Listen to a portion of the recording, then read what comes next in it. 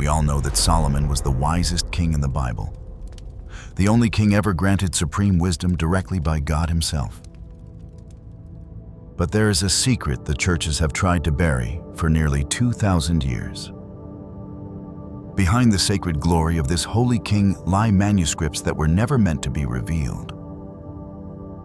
Can you believe that the greatest king of Israel built the holy temple not by human strength alone, but by binding and enslaving demons from the depths of hell?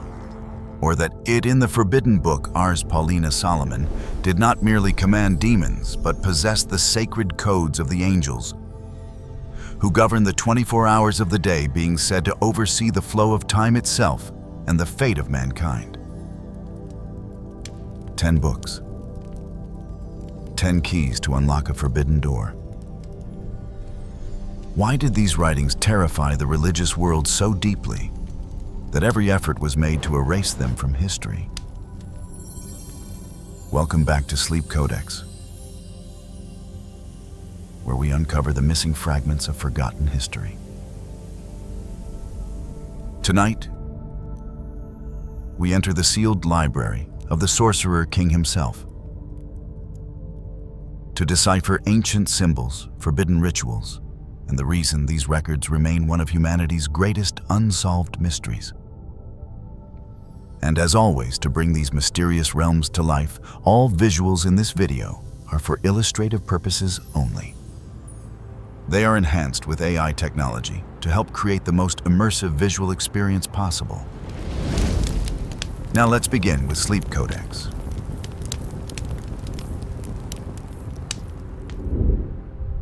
Solomon, the wealthiest king in the Bible. Before we go deeper into the forbidden books, let us first take a closer look at the central figure of today's story. Solomon, whose Hebrew name is Shlomo, appears in biblical history as a figure who embodies glory, wisdom, and profound trials all at once. He was the third king of the United Kingdom of Israel, ruling in the 10th century before Christ from approximately 970 to 931 BC. Scholars often refer to Solomon's reign as the Golden Age of Israel, a time when political power, material prosperity, and spiritual influence rose together to their highest point. Solomon was the son of King David, the heroic ruler who laid the foundation for a unified Israel. The same king who defeated the giant Goliath and led his people out of an era of fragmentation. His mother was Bathsheba, a woman whose life carries a remarkable and complex destiny within the Bible. The marriage of David and Bathsheba began amid intense moral turmoil and severe trials. Yet from this very union, Solomon was chosen by God to inherit the throne, surpassing his older brothers. This decision bears a clear mark of divine will, revealing that God's plan often unfolds beyond ordinary human expectations. As Solomon matured, he established a vast royal household.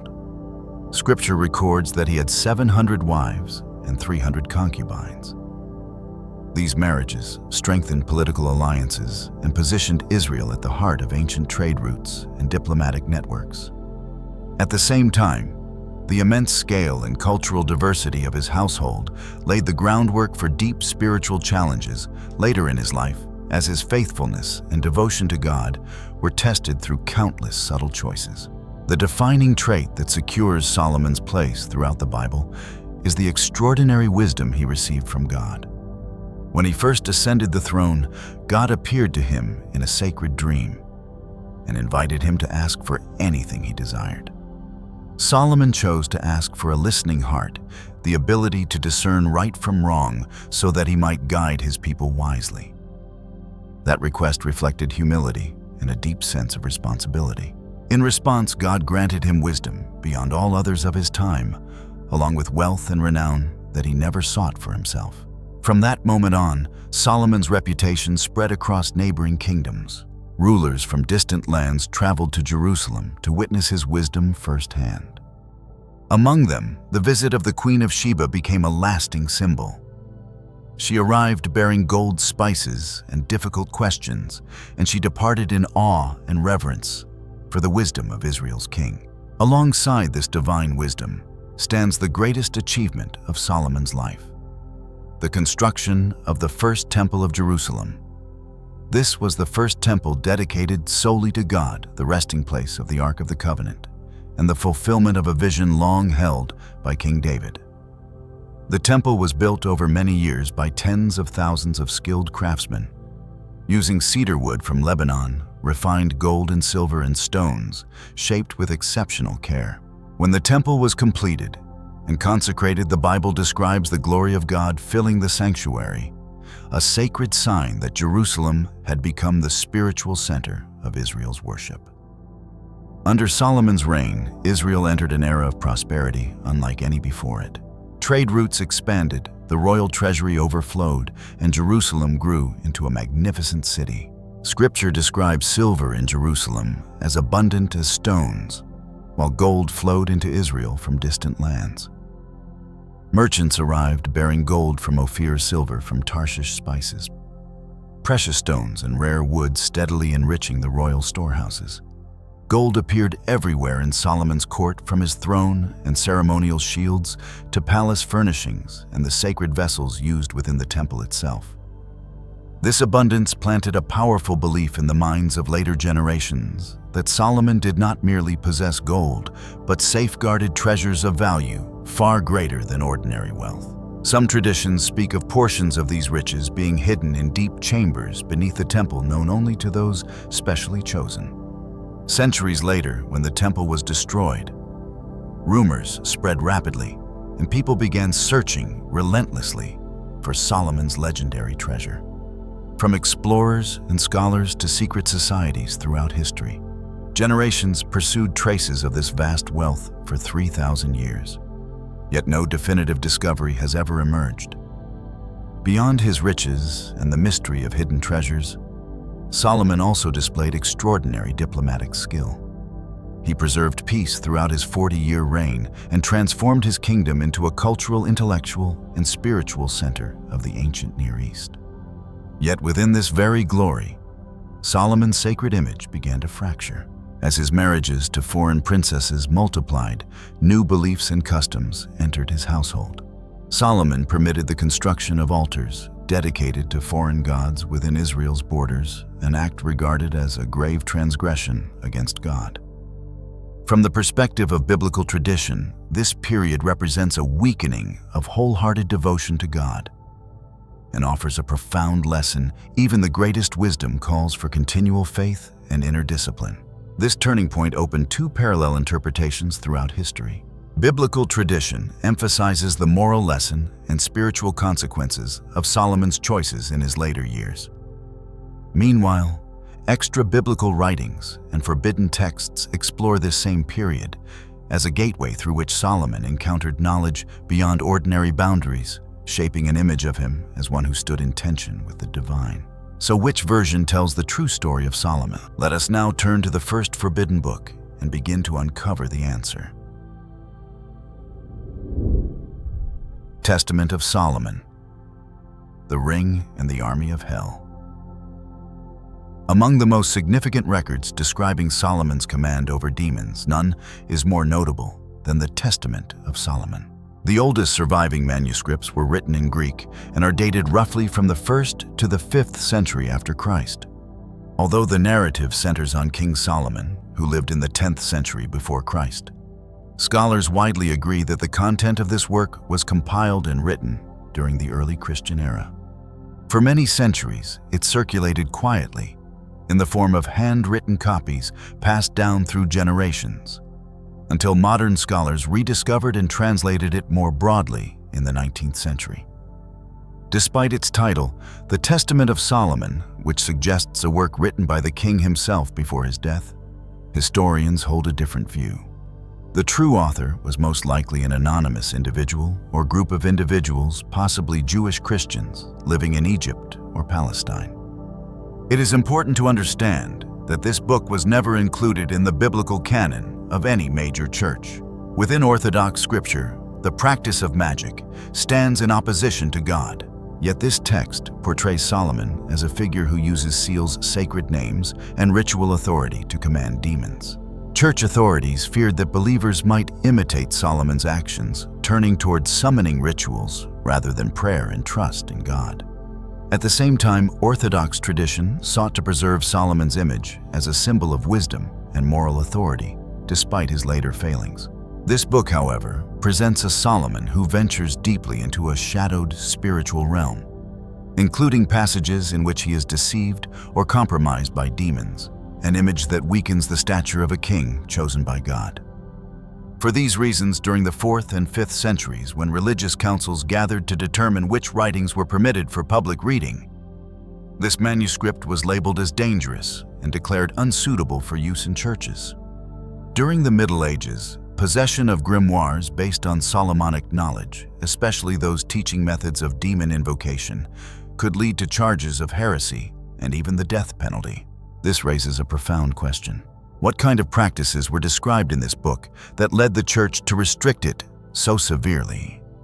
According to respected historical sources, the narrative begins with a demon named Orneus tormenting a young man favored by Solomon. The demon steals half of the young man's wages and drains his vitality through the thumb of his right hand. Solomon prays within the temple, and the archangel Michael grants him a ring bearing the seal of God, depicted as a 5-pointed star. Through this seal, Solomon receives authority over demons. By casting the ring at Orneus and sealing him, Solomon gains control over the demon and commands him. Through similar means, Solomon captures and commands Beelzebub, described as a prince of hell, and orders the demons to labor in the construction of the temple. In chapter 18 of the Testament of Solomon, demons associated with the 36 decans appear diverging from traditional Egyptian beliefs about these celestial divisions. The 36 minor constellations of Egyptian astrology are transformed into demonic entities responsible for specific illnesses and afflictions. And the text also provides methods for countering their influence. One example describes the 33rd demon Rix Aconioth, who causes sore throats and tonsillitis. The text explains that this spirit may be driven away through an amulet inscribed with the name Lycurgos and the use of ivy leaves gathered together. Important demons in the Testament of Solomon. The demonic system associated with the Testament of Solomon and with the broader body of traditions surrounding Solomon is highly complex and exists in many variant forms. Numerous demons mentioned in these traditions either lack sufficient historical detail or play only minor roles that do not significantly affect the narrative. For that reason, they are not addressed here. In general, the demons described in the Testament of Solomon draw from a wide range of cultural sources, including Greek, Egyptian, Jewish, Christian, Arabic, and other ancient traditions.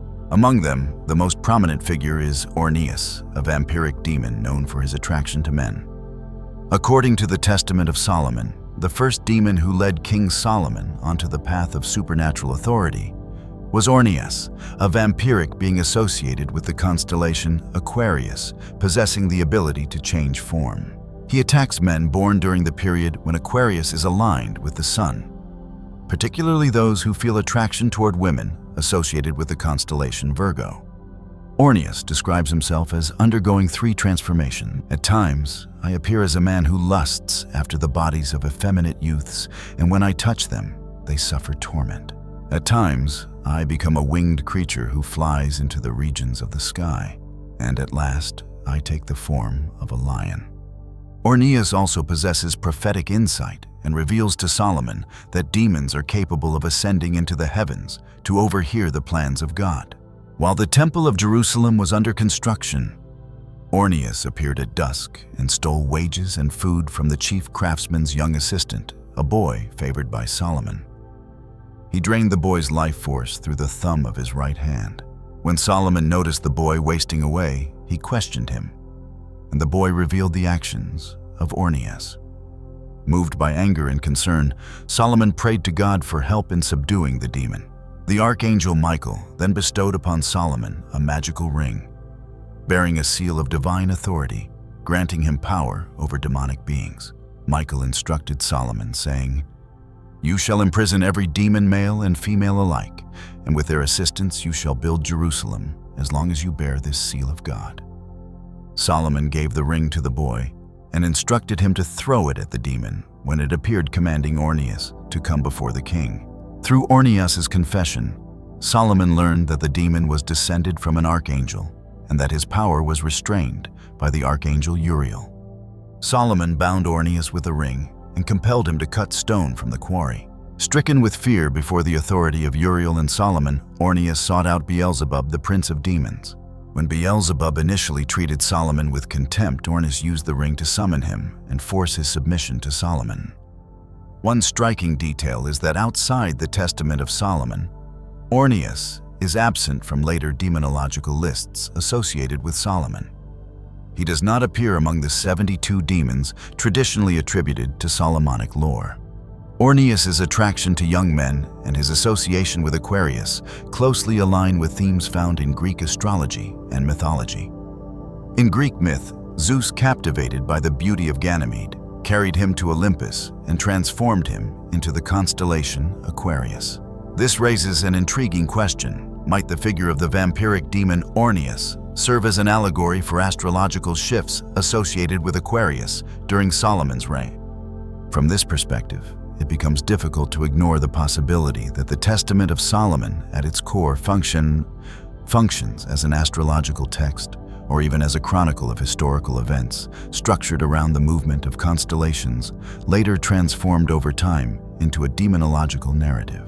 This interpretation gains further weight when considering that many other demons in the text are explicitly linked to the concept of the DECANs. The DECAN demons. DECANs, often referred to in East Asian tradition as the heavenly stems, are a concept originating from ancient Egyptian astrology, used as early as around 2,100 years before Christ to measure time. According to ancient Egyptian astrology, every 10 days, a new DECAN would rise on the horizon. At that time, the first DECAN to appear was Sothis, known today as the star Sirius.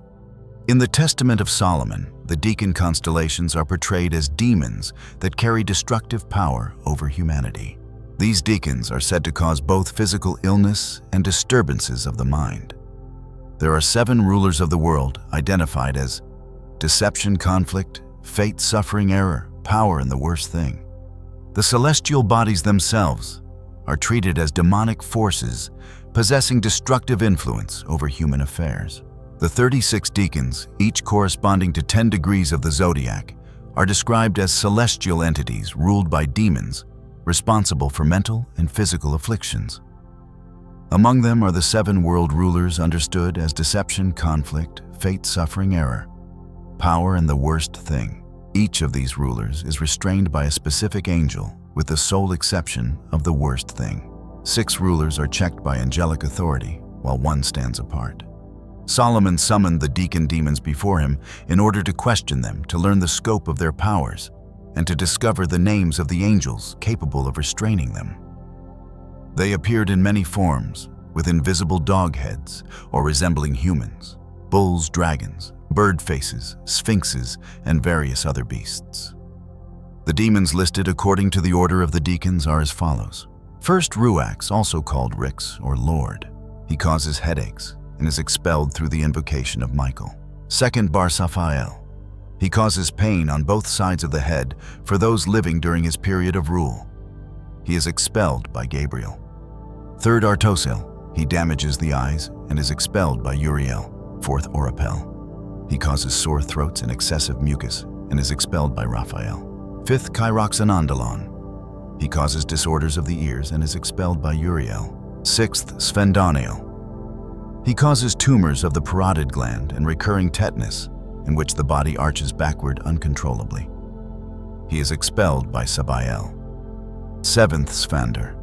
He paralyzes the limbs, affects the nerves of the hands, and weakens the shoulders. He is defeated by Ariel. Eighth, Belbel. He corrupts the human heart and mind. He is expelled by Carael. Ninth, Cortael. He causes severe abdominal cramps and pain.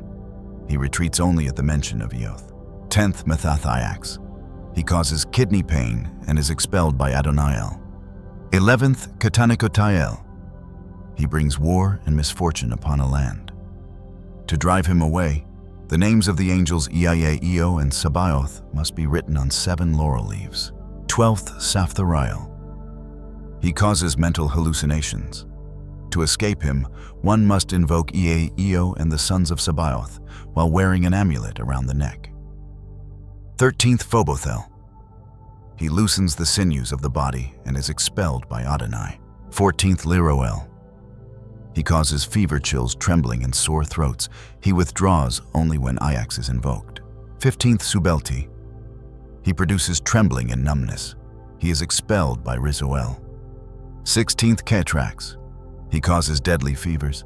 He may be avoided by rubbing crushed coriander on the lips and showing reverence to Zeus. 17th Ieropa. He brings men to ruin and causes convulsive stomach disorders. He retreats when the phrase Ayuda Zizabu is spoken. 18th Modabel. He causes separation between husbands and wives and retreats only when the names of 8 fathers are written and affixed to the doorway. 19th Mardeo. He causes incurable fevers and is expelled by writing his name inside the house. 20th Rix Nathotho. He causes disorders of the knees and is repelled by Funibiel. 21st Rix Alath.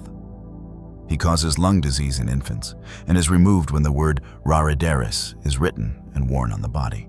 22nd Rix Automeath. He causes pain of the heart and is expelled by the word Rayuth. 23rd Rix Manthido. He causes kidney disease and is restrained by the inscription Yeath Uriel. 24th Rix Atonk Me. He causes pain in the ribs. If someone writes Marmaroth Mist on a piece of wood from a stranded ship, he withdraws. 25th Rix Anatreth. He causes intestinal constriction and is silenced by the words Arara Arare. 26th Rix Inautha. He alters the heart and molds it through the mind. He is restrained by the written name Kalaziel. 27th Rix Axisbuth. He causes diarrhea and hemorrhoids. If pure wine is given to the afflicted person, he retreats. 28th Rix Hapax. He causes insomnia and is subdued by the written words Kok Fedisomos. 29th Rix Anoster. He causes madness and bladder pain and is restrained when laurel seeds are crushed into oil rubbed onto the body and Mamaroth is invoked. 30th Rix Physicareth. He causes chronic illness but retreats when the sufferer anoints the body with olive oil and salt while saying Cherubim Seraphim help me. 31st Rix Alureth. He causes choking on fish bones. If a fish bone is placed on the chest of the afflicted person, the demon retreats. 32nd Rix Ichtheron. He draws out sinews and withdraws only when the words Adonai my friend are spoken. 33rd Rix Aconioth. He causes sore throats and tonsillitis. He is driven away by writing Lycurgos on ivy leaves and piling them together. 34th Rix Autoth. He causes jealousy and fighting between lovers. He is subdued by writing the letters Alpha and Beta. 35th Rix Phithineoth. He casts the evil eye upon people and is restrained by the amulet known as the Eye of Suffering. 36th Rix Myanith. He harbors hatred toward the body, causing flesh to rot and houses to be destroyed. He flees when the words Melto Ardad Anath are written on the front of the house. King Solomon commanded the DECAN demons to carry water and prayed that they would reach the temple of God in Jerusalem. From this list, it becomes clear that the DECAN demons are closely associated with diseases, mental disturbances, and social disorder. Some of the described methods carry the aura of ritual invocation, while others closely resemble traditional remedies once used throughout the Mediterranean world to treat common ailments. From this intertwining of illness, the human mind, and social order, the Testament of Solomon gradually leads the reader away from astrological systems and toward a more central figure within the demonic realm. While the decans represent influences that are dispersed and diffused, the power that emerges next appears in a far more concentrated and clearly defined form. This is the moment when the name Beelzebub, the Lord of Flies, is introduced, an entity whose origins trace back to a Philistine deity worshipped in Ekron, closely associated with Baal of the Canaanites. In Christian theological traditions, Beelzebub is also referred to as Satan, and is commonly understood as one of the 7 princes of hell. Many scholars suggest that he corresponds to the demon Baal, who later appears in the list of the 72 demons. Baal is described as a hoarse-voiced spirit associated with knowledge and desire, commanding legions of demons in the eastern regions.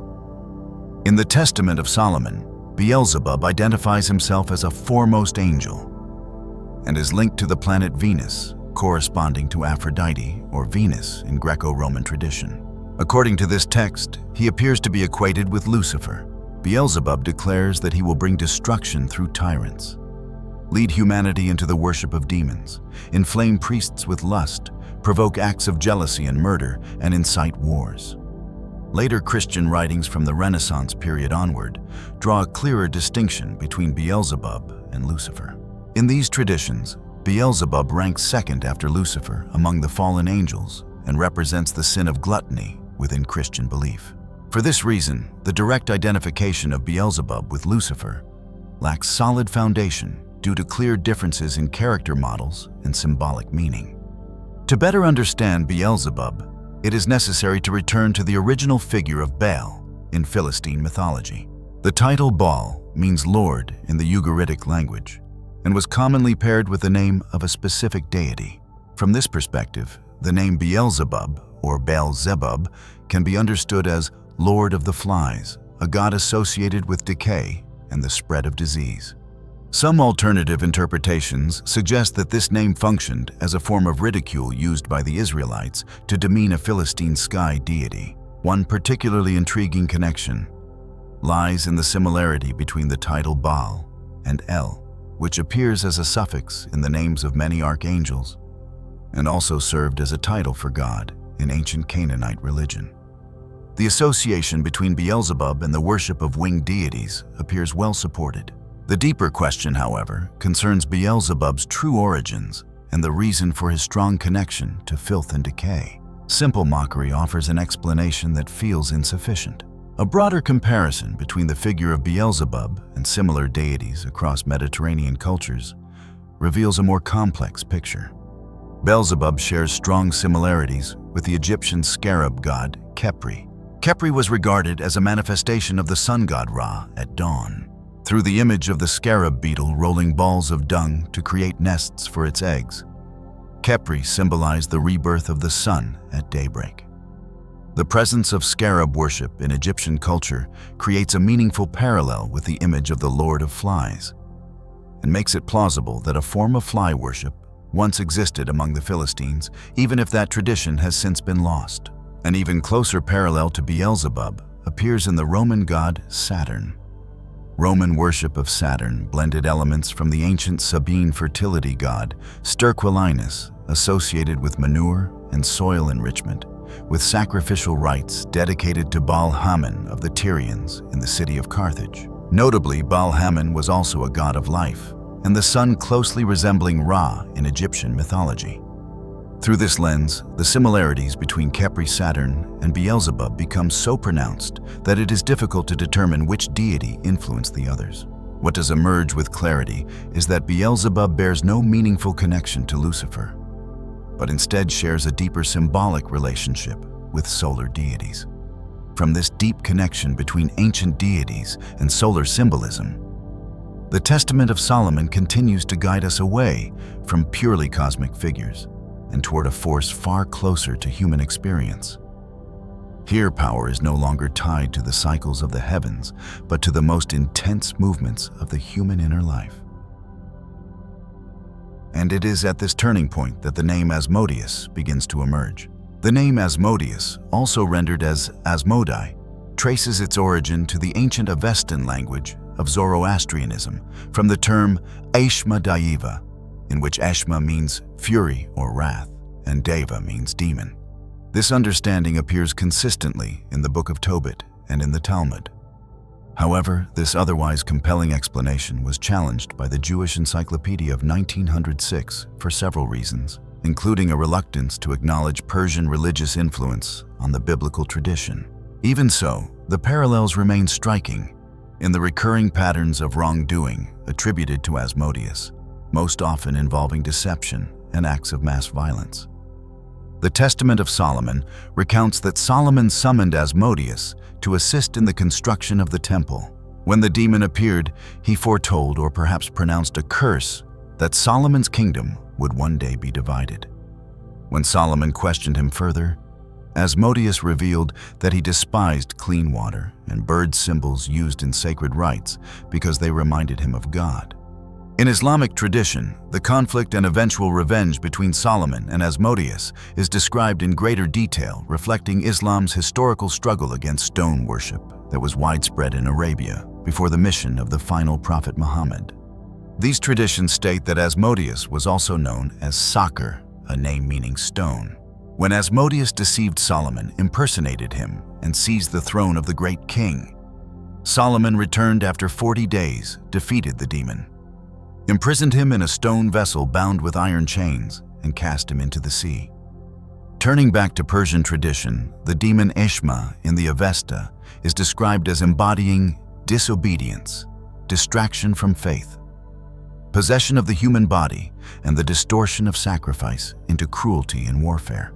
The Avesta teaches that Ahura Mazda created Sraosha, whose name represents obedience, and the word yes specifically to oppose the demon Eshma. This opposition between obedience and rebellion later influenced the structural themes of Jewish and Christian scripture, borrowing traits from Eshma to shape the narrative of Lucifer's disobedience. Christian belief holds that Asmodeus operates under the authority of Lucifer, rather than being Lucifer himself. The struggle between Solomon and Asmodeus does not appear to symbolize submission to the stars, but instead reflects a conflict against savagery and chaos.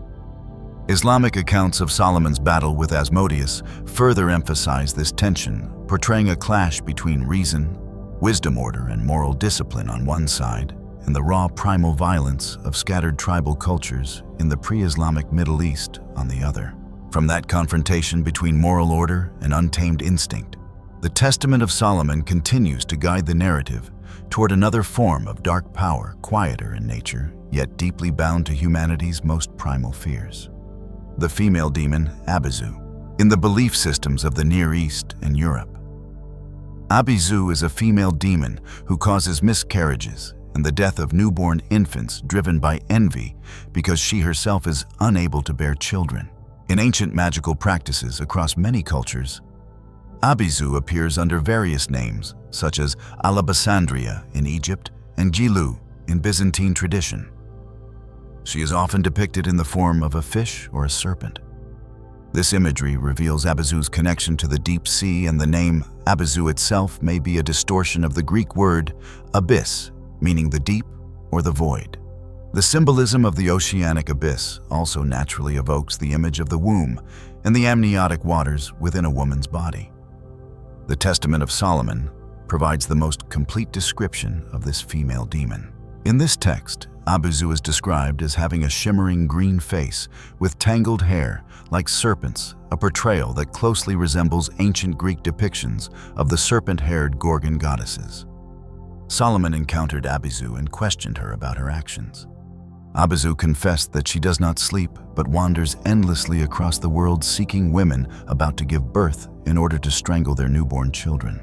She is also said to inflict physical deformities and intense bodily suffering upon human beings. Solomon commanded that Abizu be bound with her own hair and suspended before the temple in full view of the public. These descriptions reveal Abizu's close association with serpent worship cults. In the Mediterranean world, traces of which appear in the serpent-haired Gorgon figures of ancient Greek mythology, most famously Medusa.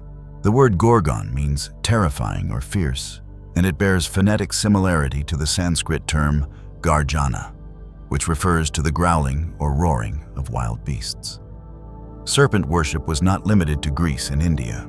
In the Middle East, evil spirits were often described in the form of serpents or great snakes, with the biblical account of Satan appearing as a serpent standing as a well-known example. Greek mythology frequently portrays gods and heroes destroying monstrous beings in the form of serpents or dragons. Zeus overcomes the Hecaton shears. Apollo slays Python, and Perseus defeats Medusa. These narratives reflect a broader conflict in which anthropomorphic deities suppress and replace older serpent-based belief systems. Before the arrival of the Canaanites in the Middle East, many indigenous tribes in the region maintained forms of serpent worship. It remains difficult to determine whether this belief system spread from Africa and India into the Middle East, or whether it developed locally. What can be said with confidence is that serpent worship appears across the world, making it one of the most ancient, widespread, and perhaps most primal and magically charged belief systems in human history. In summary, after a careful review, several noteworthy observations come into view.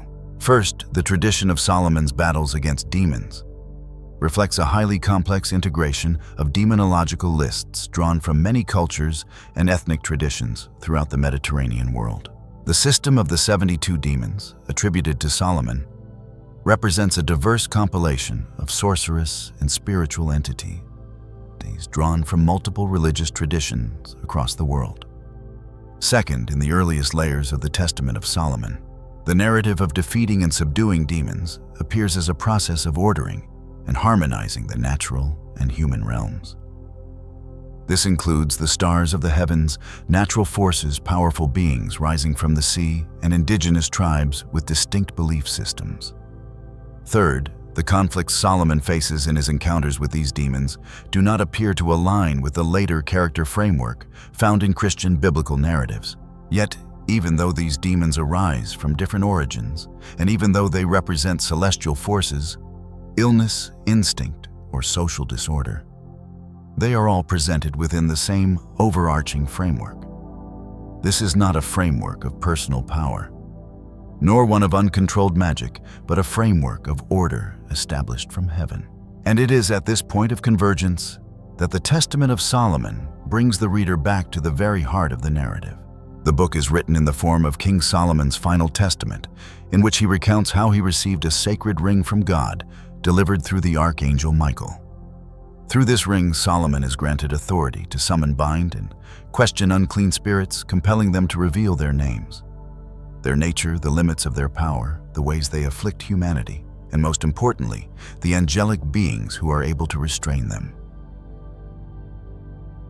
Yet supreme power often comes with the harshest cost.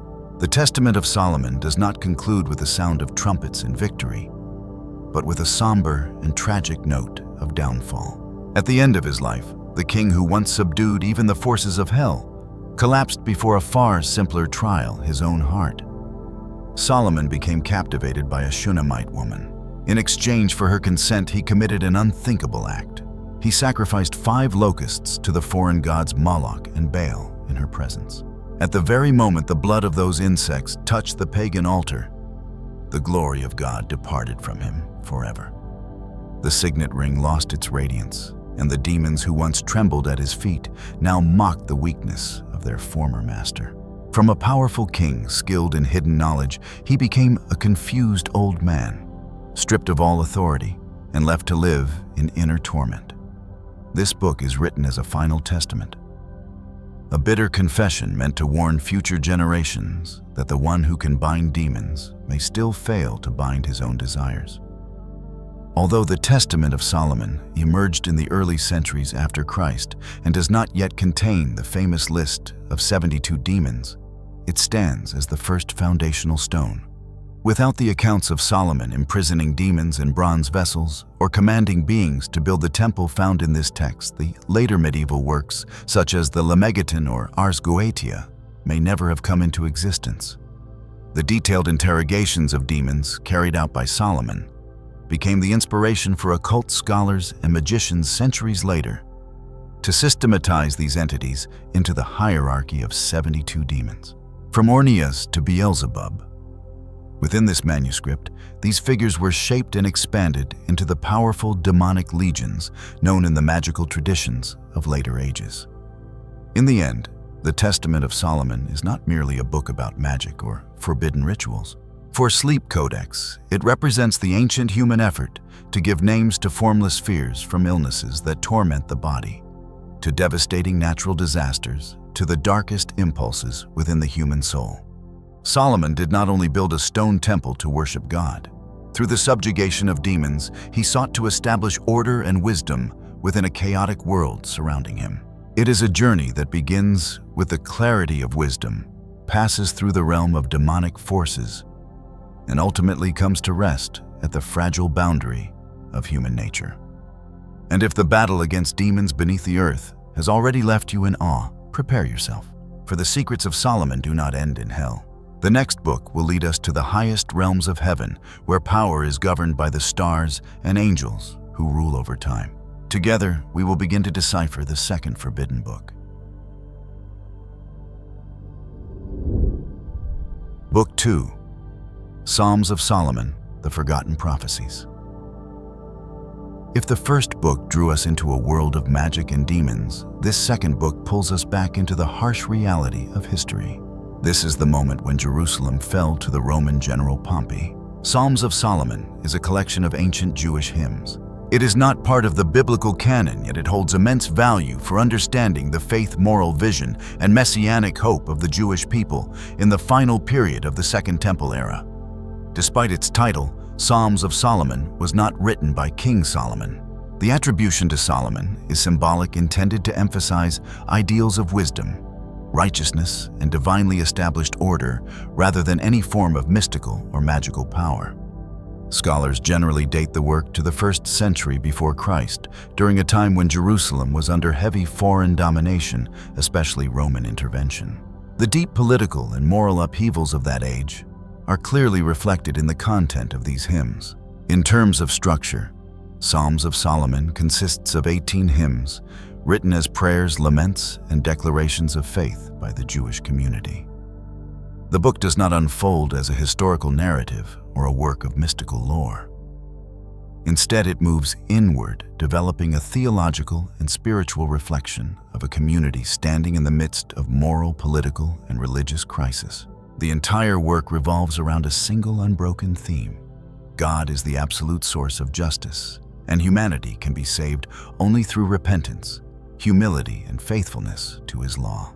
First Psalms of Solomon devotes many passages to mourning the moral decay of Jerusalem. The holy city is no longer portrayed as a place of purity, but as a defiled space corrupted by the sins of those in power. Religious and political leaders are condemned for greed, hypocrisy, oppression of the poor, and the manipulation of the law for personal gain. Notably, the book's judgment is not directed first toward foreign oppressors, but toward the chosen people themselves, especially those who wield authority. Alongside this condemnation stands a firm conviction in the righteous judgment of God. Psalms of Solomon declares that no sin escapes notice, and that no earthly power can shield a person from divine judgment. Yet this judgment is not depicted as blind destruction. It is presented as a process of purification aimed at restoring a holy community that lives in reverent obedience to God. Another central theme of the book is the theology of repentance. These hymns insist that salvation does not come from ancestry, empty ritual, or military strength. The only path to God's protection is a broken and contrite heart that acknowledges sin and returns to obedience to his law. In this book, the righteous are not those without fault, but those who humble themselves, repent, and remain faithful within a corrupt society. The element that later made this book seem dangerous to some church authorities lies in Psalm 17. This hymn offers the most detailed description of the Messiah expected by the Jewish people, rather than a gentle, purely spiritual Savior. The Messiah in Psalms of Solomon is portrayed as a righteous warrior king anointed by God who rules through wisdom, purity, and justice.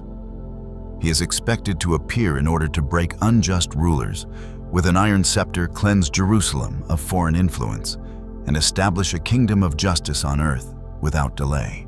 This powerful image, suggestive of political transformation, caused early church leaders to hesitate.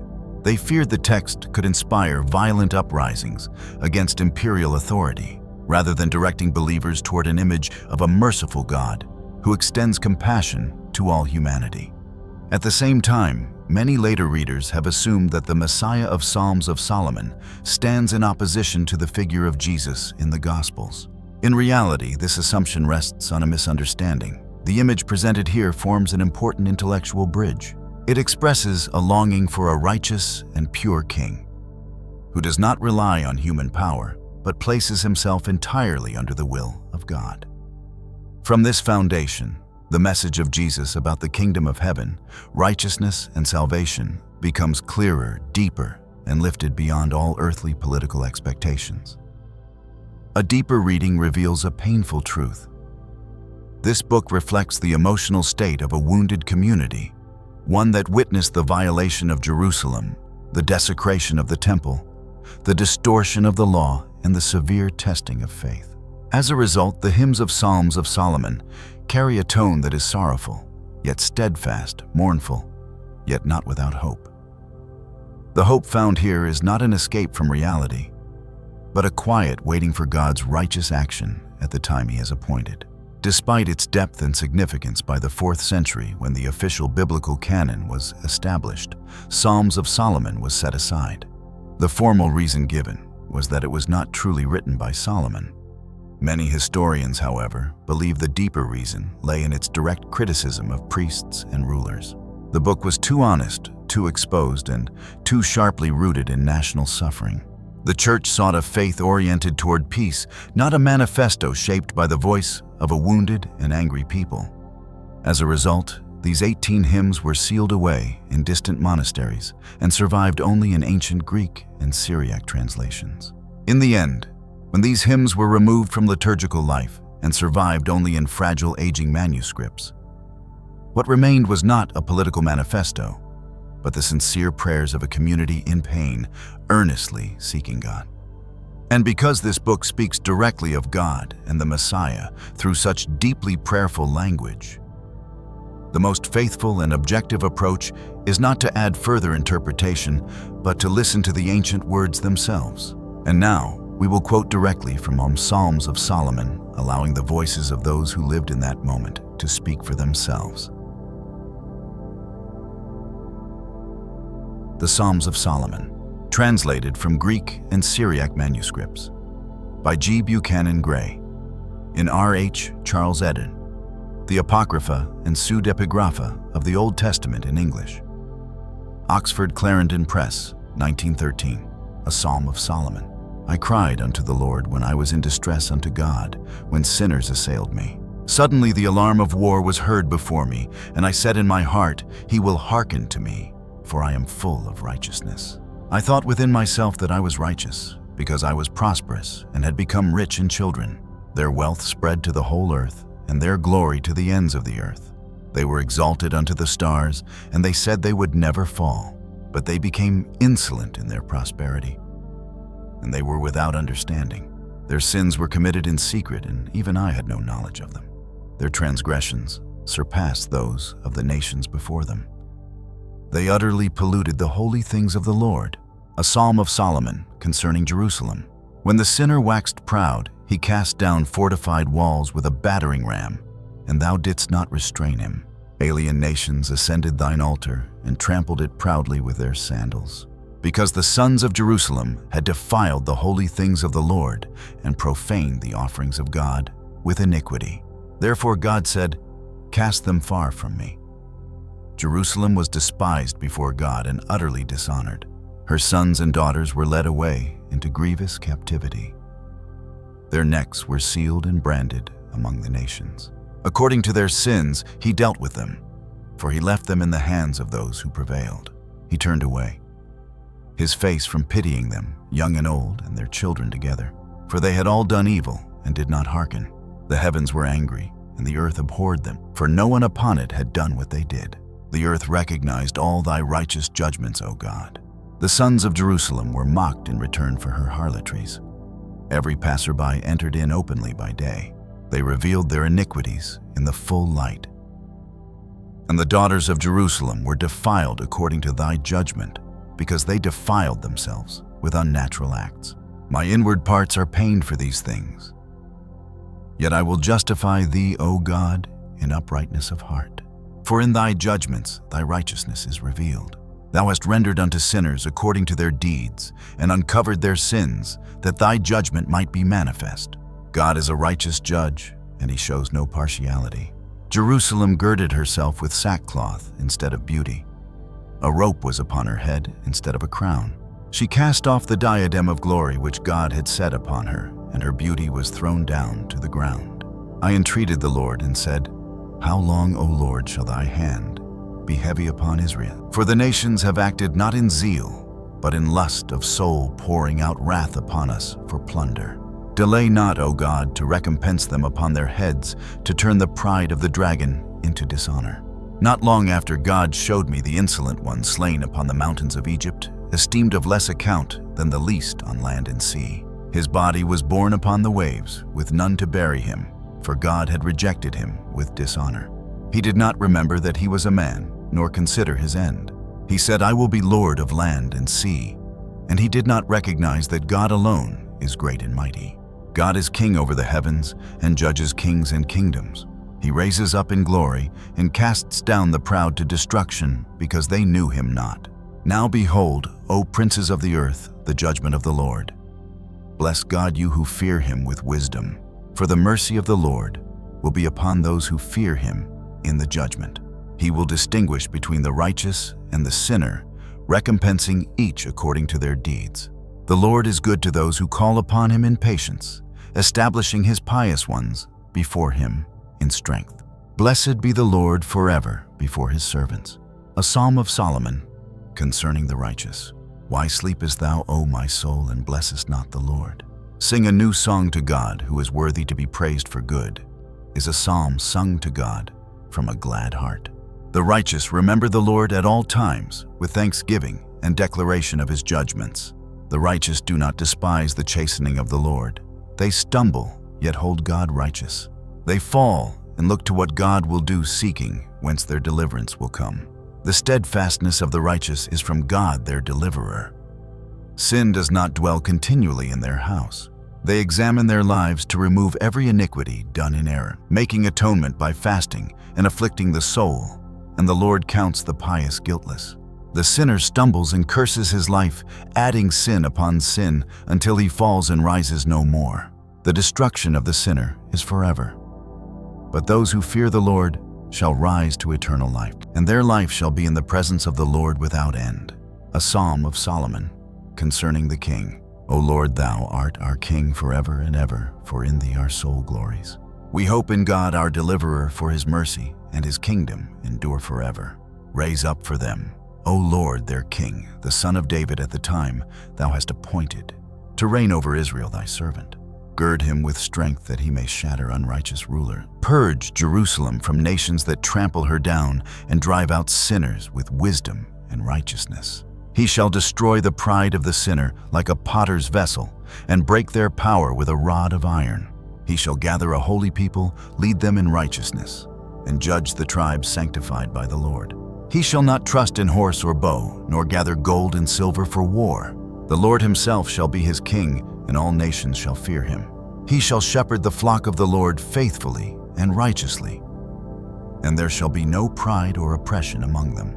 Blessed are those who shall live in those days to see the goodness of Israel, which God shall bring to pass. The Lord himself is our King forever and ever.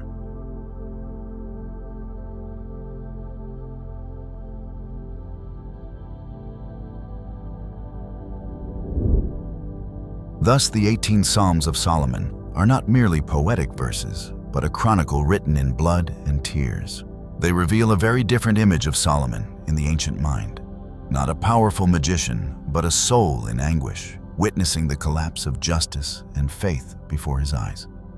The removal of this book from the biblical canon left a profound void in history. It carried with it burning hopes for a warrior king, a Messiah who would establish heaven upon the earth itself. An idea far too dangerous, far too incendiary for religious systems that sought stability above all else.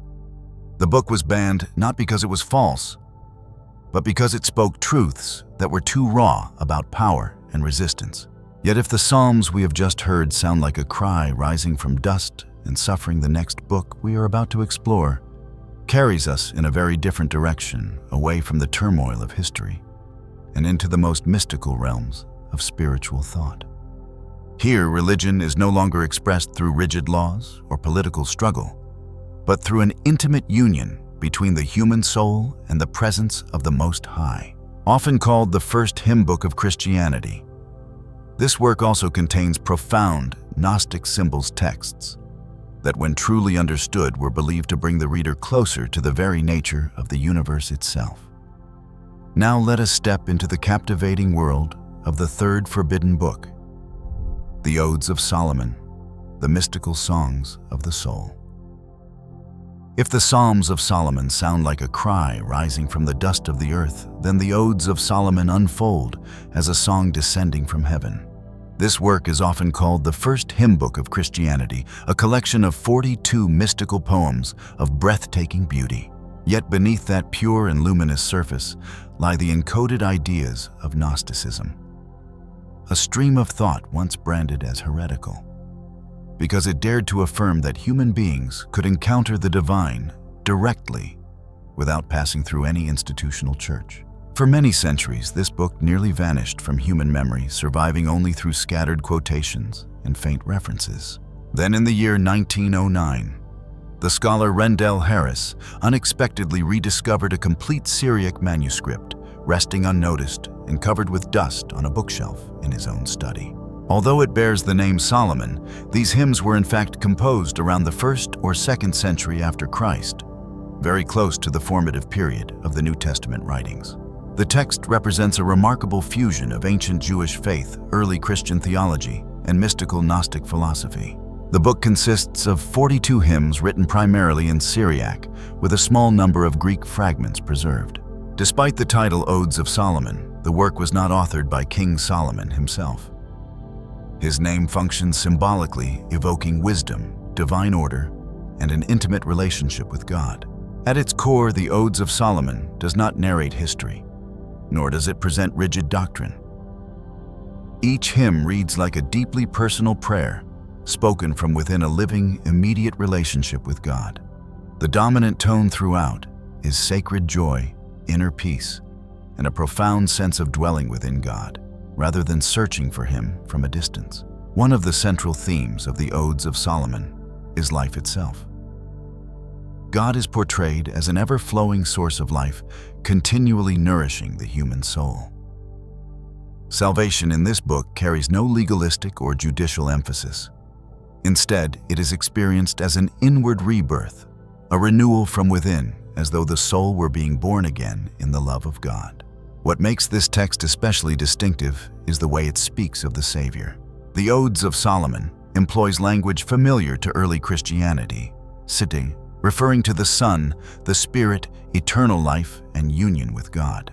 Yet these ideas are expressed through poetry and symbol, rather than through formal creeds or doctrinal systems. For this reason, many scholars regard the book as one of the earliest Christian texts, while also recognizing elements that later generations would describe as Gnostic. At the same time, one important clarification prevents misunderstanding. The Odes of Solomon does not promote the idea that human beings turn themselves into gods. On the contrary, the hymns consistently affirm that all life, knowledge, and light flow from God alone. Union with God arises through humility, obedience, and love, not through secret knowledge or personal power. Another theme woven throughout the book is sacred joy. Unlike the Psalms of Solomon, which carry a tone of lament and mourning, the Odes of Solomon overflow with quiet rejoicing. This joy is not shallow or emotional, but the deep assurance of a soul that has found its ultimate refuge in God. Many scholars believe these hymns were used in early baptismal liturgies or prayer practices among Syriac-speaking Christian communities. Why was the Odes of Solomon considered dangerous and excluded from the biblical canon? The Odes of Solomon became a source of concern, not because it spoke falsely about God, but because it placed human beings extremely close to God, close enough to disrupt the established religious structures of the time. In this text, the search for God does not unfold primarily within temples, rituals, or legal systems. It unfolds within the concrete inner life of the individual, like someone moving through the pressures of everyday life without intermediaries or elaborate ceremonies. The believer still senses the presence of God when the heart becomes still, sincere, and pure. The book describes this experience as light already present within the house, needing only an open window to pour in, rather than a distant journey in search of illumination. This approach proved difficult for emerging religious institutions to accept. When believers trusted that they could directly experience God's guidance, comfort, and sustaining presence in daily life, the absolute mediating authority of the clergy naturally diminished. Faith no longer operated solely through a top-down structure, but became a living, personal, and continuous relationship. A simple everyday example illustrates this difference. One form of prayer follows prescribed words, fixed rituals, and appointed times. Another arises spontaneously when a person feels exhausted, wounded, or overwhelmed with gratitude and speaks directly from the heart. The Odes of Solomon stands fully within this second form of prayer. And it is precisely this kind of prayer that carries the power to unsettle rigid frameworks. The book's language about God also generated controversy. In one hymn, God is likened to a mother who nourishes her children with the milk of life. This image does not alter God's identity or essence.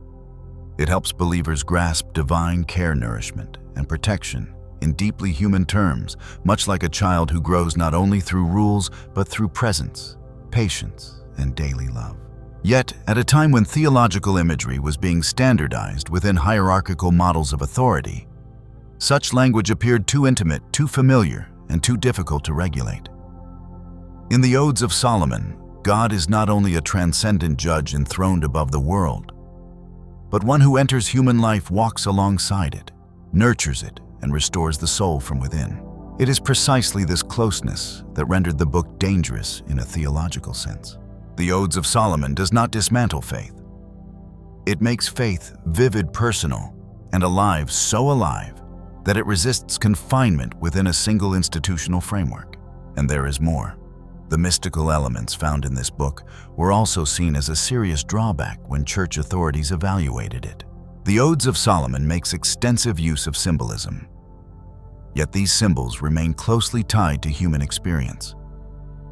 When the book speaks of a crown of light, it does not refer to earthly power or public glory. It resembles the moment when a person lives uprightly with a clear conscience and suddenly feels a quiet sense of ease and stability, no longer afraid of facing life. That crown does not rest on the head.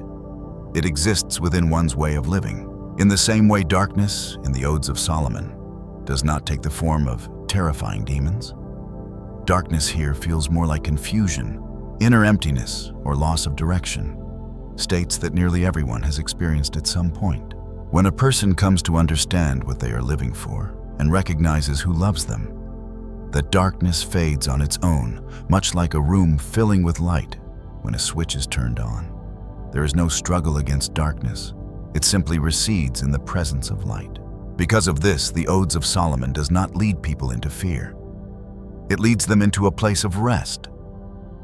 The book reads like a quiet whisper to those who have grown weary of rules, arguments, and judgment, and who long for a real living and enduring relationship with God, one that unfolds within the rhythms of everyday life. At the end of the 42 Odes, we come to a realization: Solomon in the Odes is no longer the king of a visible kingdom, but a guide leading the soul into a realm of light and hidden knowledge. The book was cast aside not because it lacked faith, but because it was too free, too personal, and too mysterious for rigid religious law. Yet the secret of Solomon's wisdom does not end with these hymns. Legend speaks of another book in his possession, a text said to contain the formula for instant wisdom, a form of sacred knowledge that allows the human mind to absorb the understanding of the universe in a single moment. Prepare now to enter the fourth book, a manuscript belonging to the tradition of the Lesser Key, yet devoted entirely to the power of the mind and the nature of wisdom itself. Why was the book, Wisdom of Solomon, banned? Among the 10 books we are decoding Wisdom of Solomon is the manuscript that has caused the deepest division. This book, known in the Vulgate as Wisdom and in the Greek Septuagint as the Wisdom of Solomon, is regarded as one of the most representative works of wisdom literature in the Bible. Its literary elegance and theological depth bring the reader remarkably close to the threshold of New Testament revelation. Although the text itself presents the author as King Solomon, this follows a well-established practice in the ancient world, similar to what we see in the book of Ecclesiastes. The use of Solomon's name was not intended to deceive the reader, but to underscore the authority and significance of the work by invoking the legacy of the wisest king in Israel's history. The entire book was composed in Greek, including the first 5 chapters, which were once thought to have originated in Hebrew. This is demonstrated by the refined language, the consistent literary style, and the unified flow of ideas throughout the text. For this reason, scholars widely agree that the author was a Hellenistic Jew deeply shaped by Greek culture, who wrote out of a profound faith in God. The author strongly rejects every form of polytheism and expresses pride in belonging to a holy and blameless race. Because of the book's frequent references to Egypt, many scholars believe it was written in Alexandria, the cultural capital of the Greek world during the Ptolemaic period and the intellectual center of the Jewish diaspora. The precise date of composition cannot be determined with certainty. However, the book was clearly written after the Greek translation of the Hebrew scriptures, the Septuagint, and before the time of Philo of Alexandria. Passages describing the persecution suffered by the Jewish people suggest that the work was most likely composed during the final years of the reign of Ptolemy Dionysius, very close to the beginning of the Christian era, yet still before the Roman conquest of the region. In terms of structure, the book is clearly divided into 3 major sections. The first section, written from chapter 1 through chapter 5, adopts a prophetic tone and reflects traditional Jewish thought. It calls humanity to live righteously and to seek God with sincerity.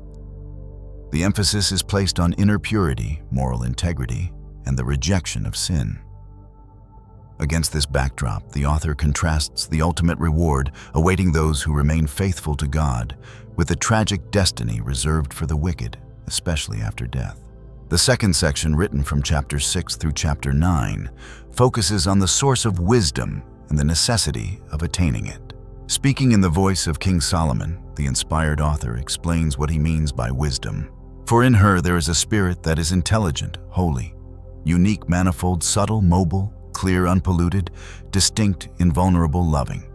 The good, keen, irresistible, beneficent, humane, steadfast, sure, free from anxiety, all-powerful, all-seeing, and penetrating through all spirits that are intelligent, pure, and most subtle. For wisdom is more mobile than any motion. Because of her pureness, she pervades and penetrates all things. For she is a breath of the power of God and a pure emanation of the glory of the Almighty. It is this wisdom that stands at the foundation of every other good thing.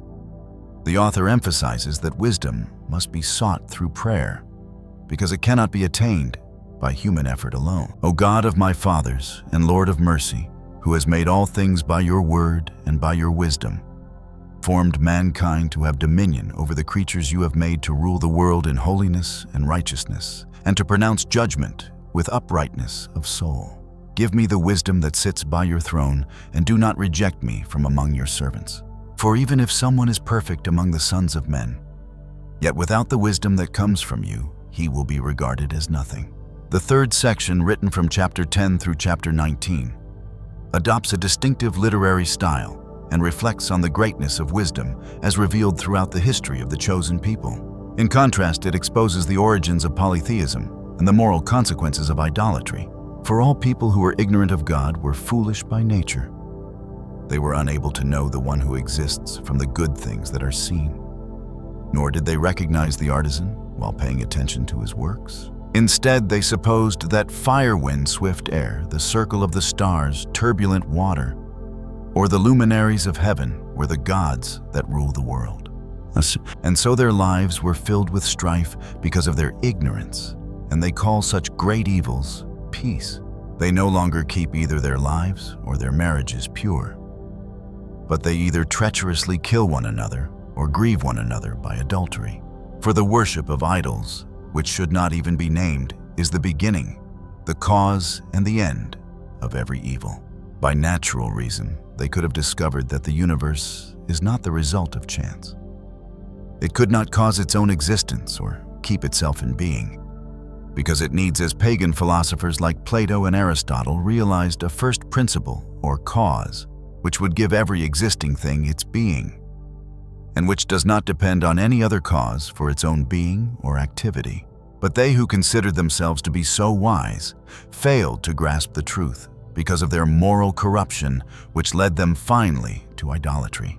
This is true not only of pagans, but also of members of the chosen people and of many Christians when they idolize created things. Immediate consequences follow. Therefore, God gave them up in the lusts of their hearts to impurity, in the dishonoring of their bodies among themselves, because they exchanged the truth about God for a lie and worshipped and served the creature rather than the Creator. It is easy to conclude, as the writer does, that revealed wisdom is far superior to pagan wisdom, which is what he is trying to do in the 3 parts of the book which we have outlined. In each, he deals with wisdom from a different angle. In the first, he shows wisdom as a moral virtue, identifying it with the pursuit of righteousness. In the second, as the mother of all virtues, personifying it as a divine attribute.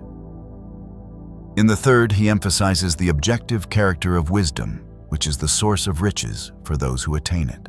The whole background of this book is profoundly religious. God wished to put the Jews of the 1st century BC on their guard against the temptation they might experience in Egyptian culture and attractive culture, but one which inevitably deflected man from his ultimate goal. Instead of giving them genuine knowledge, it would woo them away from the faith and from true wisdom. Therefore, the sacred text is continually exhorting the reader to search for higher knowledge, which comes from God, not from man.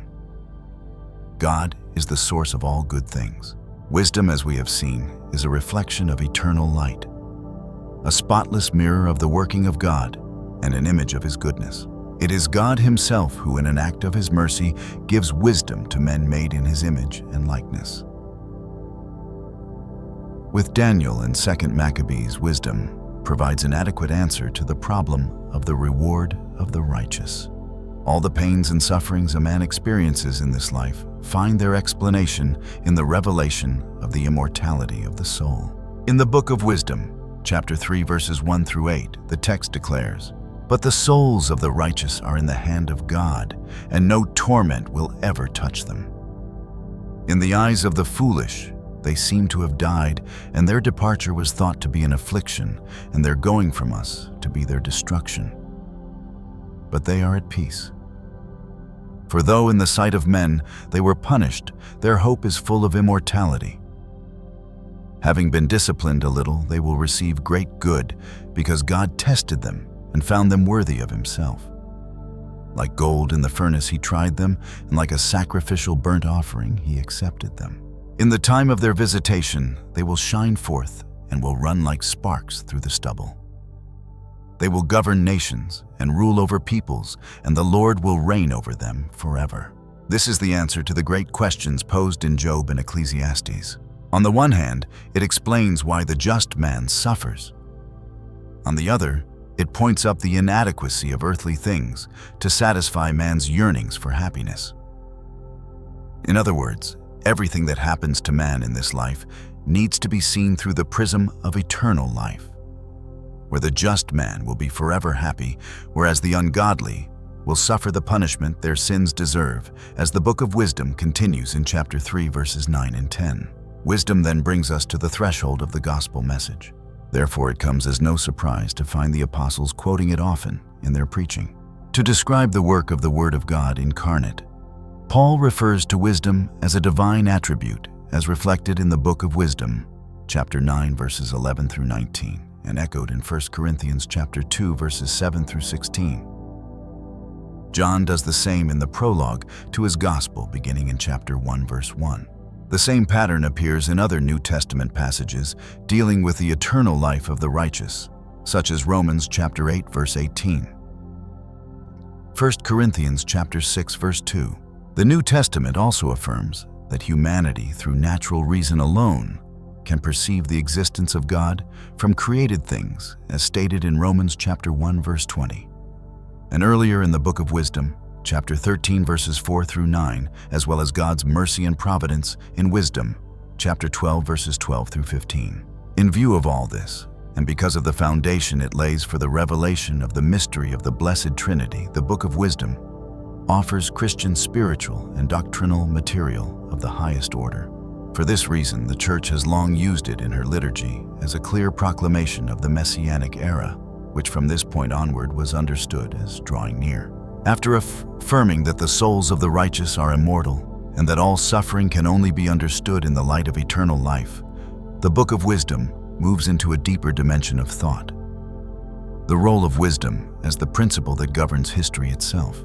The author does not stop at comforting the righteous, but reveals that the wisdom of God has quietly guided the entire history of Israel. From Adam, Noah, Abraham, and Joseph to Moses, wisdom appears as a living power protecting the righteous, delivering them from danger, and placing them in their proper role within God's divine plan. History, therefore, is no longer a chain of random events, but an ordered process, illuminated from within by divine wisdom. From this foundation, the book turns to a sensitive yet sharply critical theme: the origin of idolatry and its moral consequences. The author shows that human corruption does not begin with blatant wickedness, but with a distorted understanding of God. When human beings fail to recognize the Creator through the order and beauty of creation, they begin to worship created things themselves. According to the Book of Wisdom, idolatry is not merely a theological error. It leads directly to moral collapse, violence, deceit, adultery, murder, and the breakdown of humanity's most fundamental relationships. At this point, the book broadens its answer to the problem of suffering.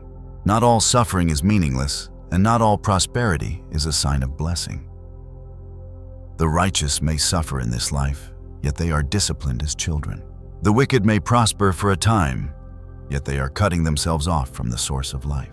God's justice does not always reveal itself immediately. It reaches its fulfillment within the horizon of eternity. Finally, the Book of Wisdom concludes with a vision that directly prepares the way for the New Testament. Wisdom is no longer presented as an abstract attribute of God, but as a living act of reality, one that enlightens, gives life, and draws humanity into deep communion with God. This portrayal forms a direct bridge to the theology of the Word in the Gospel of John, and to St. Paul's understanding of Christ as the wisdom of God. It is precisely because of this depth that the Book of Wisdom gradually became a controversial text. It was not suspected of doctrinal error in a direct sense, but because the theological implications it carried were too powerful for the religious order that was taking shape. First, the Book of Wisdom presents eternal life and the reward of the righteous with a clarity rarely found in earlier Jewish writings. The soul is not merely comforted after death.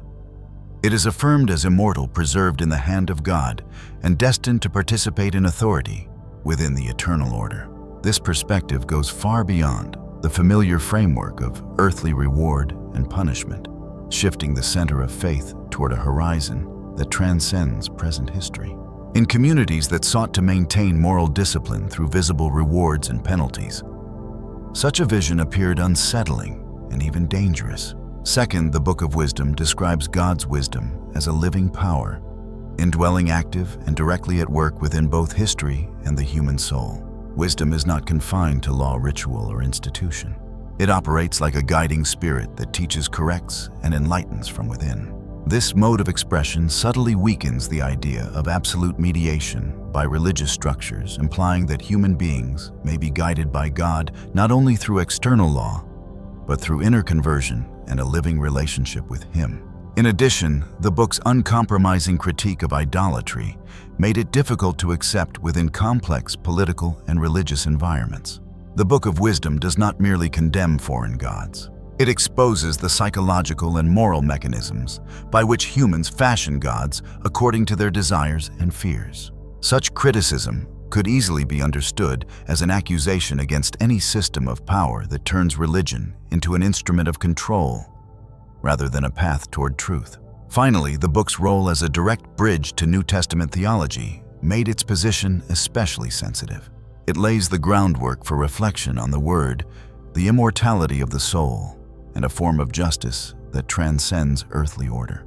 As the biblical canon was being established, the Book of Wisdom was pushed to the margins, not simply because of questions of origin or language, but because it opened a vision that was too expansive, too deep, and too difficult to contain within doctrinal frameworks that were still seeking stability. For this reason, the Book of Wisdom was not excluded because it spoke falsely about God. So to get the most comprehensive overview, let's read the exact words in the book and see what we think. Chapter 1. Love righteousness, ye that be judges of the earth. Think of the Lord with a good mind, and in simplicity of heart seek him. For he will be found of them that tempt him not, and showeth himself unto such as do not distrust him. For froward thoughts separate from God and his power, when it is tried reproveth the unwise. For into a malicious soul wisdom shall not enter, nor dwell in the body that is subject unto sin. For the Holy Spirit of discipline will flee deceit, and remove from thoughts that are without understanding, and will not abide when unrighteousness cometh in. For wisdom is a loving spirit, and will not acquit a blasphemer of his words, for God is witness of his reins, and a true beholder of his heart, and a hearer of his tongue. For the Spirit of the Lord filleth the world, and that which containeth all things hath knowledge of the voice. Therefore he that speaketh unrighteous things cannot be hid, neither shall vengeance, when it punisheth, pass by him. For inquisition shall be made into the counsels of the ungodly, and the sound of his words shall come unto the Lord, for the manifestation of his wicked deeds. For the ear of jealousy heareth all things, and the noise of murmurings is not hid.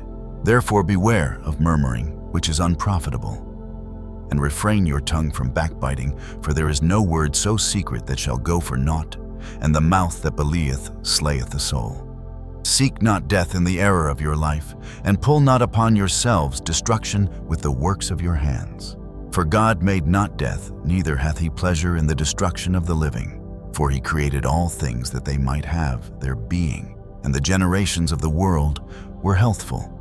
And there is no poison of destruction in them, nor the kingdom of death upon the earth. For righteousness is immortal, but ungodly men with their works and words called it to them.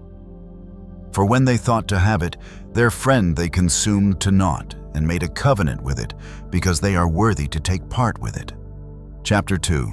For the ungodly said reasoning with themselves, but not aright. Our life is short and tedious, and in the death of a man there is no remedy. Neither was there in any man known to have returned from the grave.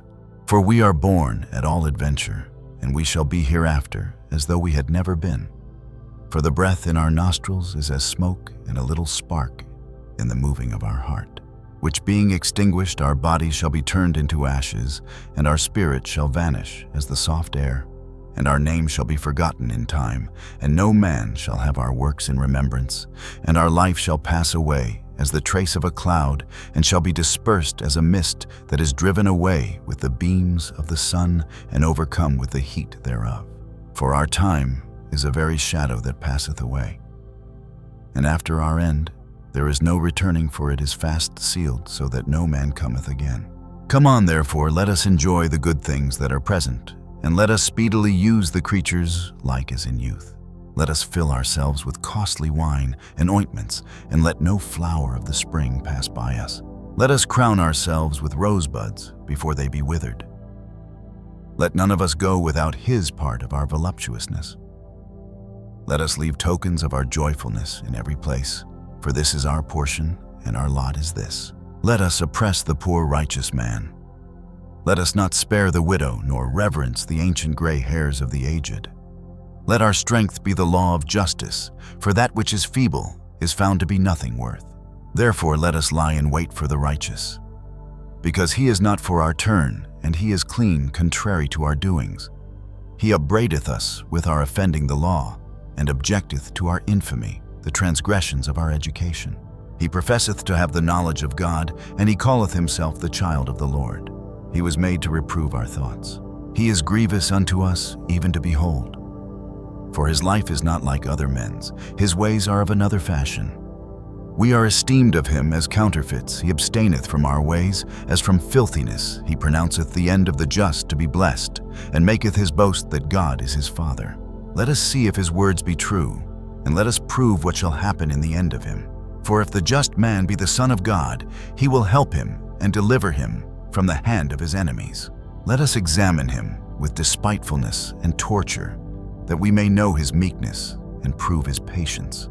Let us condemn him with a shameful death, for by his own saying he shall be respected. Such things they did imagine, and were deceived, for their own wickedness hath blinded them. As for the mysteries of God, they knew them not. Neither hoped they for the wages of righteousness, nor discerned a reward for blameless souls. For God created man to be immortal, and made him to be an image of his own eternity. Nevertheless, through envy of the devil came death into the world, and they that do hold of his side do find it. Chapter 3. But the souls of the righteous are in the hand of God, and there shall no torment touch them. In the sight of the unwise they seem to die, and their departure is taken for misery, and their going from us to be utter destruction. But they are in peace. For though they be punished in the sight of men, yet is their hope full of immortality. And having been a little chastised, they shall be greatly rewarded, for God proved them, and found them worthy for himself. As gold in the furnace hath he tried them, and received them as a burnt offering. And in the time of their visitation they shall shine and run to and fro like sparks among the stubble. They shall judge the nations, and have dominion over the people, and their Lord shall reign forever. They that put their trust in him shall understand the truth. And such as be faithful in love shall abide with him, for grace and mercy is to his saints. And he hath care for his elect. But the ungodly shall be punished according to their own imaginations, which have neglected the righteous and forsaken the Lord. For whoso despiseth wisdom and nurture, he is miserable, and their hope is vain, their labors unfruitful, and their works unprofitable. Their wives are foolish, and their children wicked. Their offspring is cursed. Wherefore blessed is the barren that is undefiled, which hath not known the sinful bed. She shall have fruit in the visitation of souls. And blessed is the eunuch, which with his hands hath wrought no iniquity, nor imagined wicked things against God. For unto him shall be given the special gift of faith, and an inheritance in the temple of the Lord, more acceptable to his mind. For glorious is the fruit of good labors, and the root of wisdom shall never fall away. As for the children of adulterers, they shall not come to their perfection, and the seed of an unrighteous bed shall be rooted out.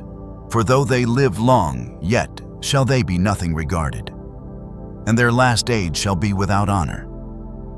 Or if they die quickly, they have no hope neither comfort in the day of trial. For horrible is the end of the unrighteous generation. Chapter 4. Better it is to have no children, and to have virtue, for the memorial thereof is immortal, because it is known with God and with men. When it is present, men take example at it. And when it is gone, they desire it. It weareth a crown, and triumpheth forever, having gotten the victory, striving for undefiled rewards. But the multiplying brood of the ungodly shall not thrive, nor take deep rooting from bastard slips, nor lay any fast foundation. For though they flourish in branches for a time, yet standing not fast, they shall be shaken with the wind, and through the force of winds they shall be rooted out. The imperfect branches shall be broken off their fruit, unprofitable, not ripe to eat, ye meat for nothing. For children begotten of unlawful beds are witnesses of wickedness against their parents in their trial. But though the righteous be prevented with death, yet shall he be in rest. For honorable age is not that which standeth in length of time, nor that is measured by number of years. But wisdom is the gray hair unto men, and an unspotted life is old age. He pleased God and was beloved of him, so that living among sinners he was translated. Yea, speedily was he taken away, lest that wickedness should alter his understanding, or deceit beguile his soul. For the bewitching of naughtiness doth obscure things that are honest, and the wandering of concupiscence doth undermine the simple mind. He being made perfect in a short time, fulfilled a long time. For his soul pleased the Lord, therefore hasted he to take him away from among the wicked. This the people saw and understood, it not neither laid they up this in their minds, that his grace and mercy is with his saints, and that he hath respect unto his chosen. The righteous shall judge the ungodly which are living, and youth that is soon perfected the many years, and old age of the unrighteous. For they shall see the end of the wise, and shall not understand what God in his counsel hath decreed of him, and to what end the Lord hath set him in safety. They shall see him and despise him. But God shall laugh them to scorn, and they shall afterwards be a vile carcass and a reproach among the dead forever. For he shall rend them speechless and cast them down headlong, that they shall be utterly desolate. And he shall take them away, and their memory shall perish. And when they cast up the accounts of their sins, they shall come with fear, and their own iniquities shall convince them to their face. Chapter 5. Then shall the righteous man stand in great boldness before the face of such as have afflicted him, and made no account of his labors. When they see it, they shall be troubled with terrible fear, and shall be amazed at the strangeness of his salvation, so far beyond all that they looked for. And they, repenting and groaning for anguish of spirit, shall say within themselves, This was he whom we had sometimes in derision, and a proverb of reproach. We fools accounted his life madness, and his end to be without honor. How is he numbered among the children of God, and his lot is among the saints? Therefore have we erred from the way of truth, and the light of righteousness hath not shined unto us, and the sun of righteousness rose not upon us. We wearied ourselves in the way of wickedness and destruction, yea, we have gone through deserts where there lay no way. But as for the way of the Lord, we have not known it. What hath pride profited us, or what good hath riches with our vaunting brought us? All those things are passed away like a shadow, and as a post that hasted by, and as a ship that passeth over the waves of the water, which when it is gone by the trace thereof, cannot be found neither the pathway of the keel in the waves. Or as when a bird hath flown through the air, there is no token of her way to be found but the light air, being beaten with the stroke of her wings, and parted with the violent noise and motion of them, is passed through, and therein afterwards no sign where she went is to be found. Or like as when an arrow is shot at a mark, it parteth the air which immediately cometh together again, so that a man cannot know where it went through. Even so, we in like manner, as soon as we were born, began to draw to our end, and had no sign of virtue to show, but were consumed in our own wickedness. Such things as these did they imagine, and were deceived, for their own wickedness hath blinded them. As for the mysteries of God, they knew them not, neither hoped they for the wages of righteousness, nor discerned a reward for blameless souls. For God created man to be immortal, and made him to be an image of his own eternity. Nevertheless, through envy of the devil, came death into the world, and they that do hold of his side do find it. But the righteous live forevermore. Their reward also is with the Lord, and the care of them is with the Most High. Therefore shall they receive a glorious kingdom and a beautiful crown from the Lord's hand. For with his right hand shall he cover them, and with his arm shall he protect them. He shall take to him his jealousy for complete armor, and make the creature his weapon for the revenge of his enemies. He shall put on righteousness as a breastplate, and true judgment instead of an helmet. He shall take holiness for an invincible shield. His severe wrath shall he sharpen for a sword, and the world shall fight with him against the unwise. Then shall the right aiming thunderbolts go abroad, and from the clouds, as from a well-drawn bow, shall they fly to the mark.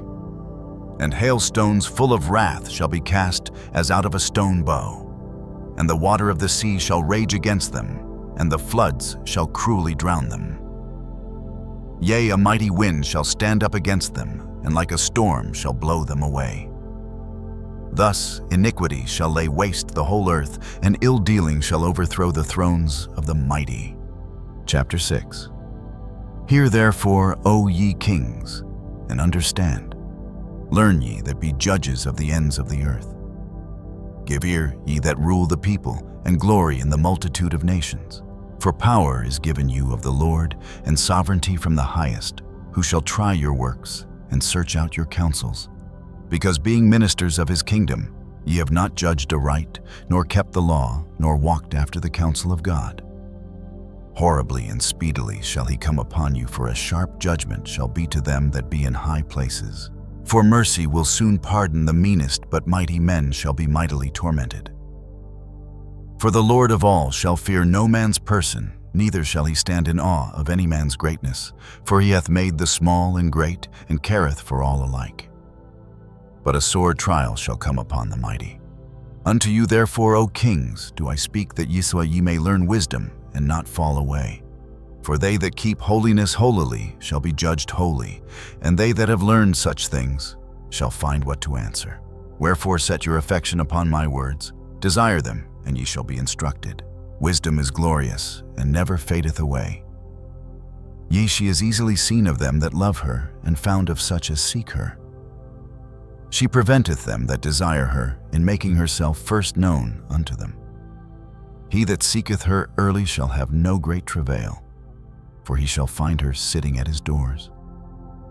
To think therefore upon her is perfection of wisdom, and whoso watcheth for her shall quickly be without care. For she goeth about seeking such as are worthy of her, sheweth herself favorably unto them in the ways, and meeteth them in every thought.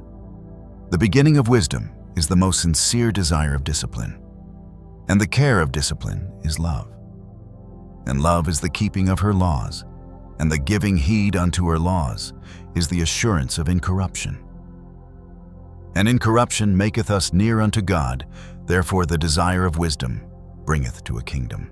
If your delight be then in thrones and scepters, O ye kings of the people, honor wisdom, that ye may reign forevermore.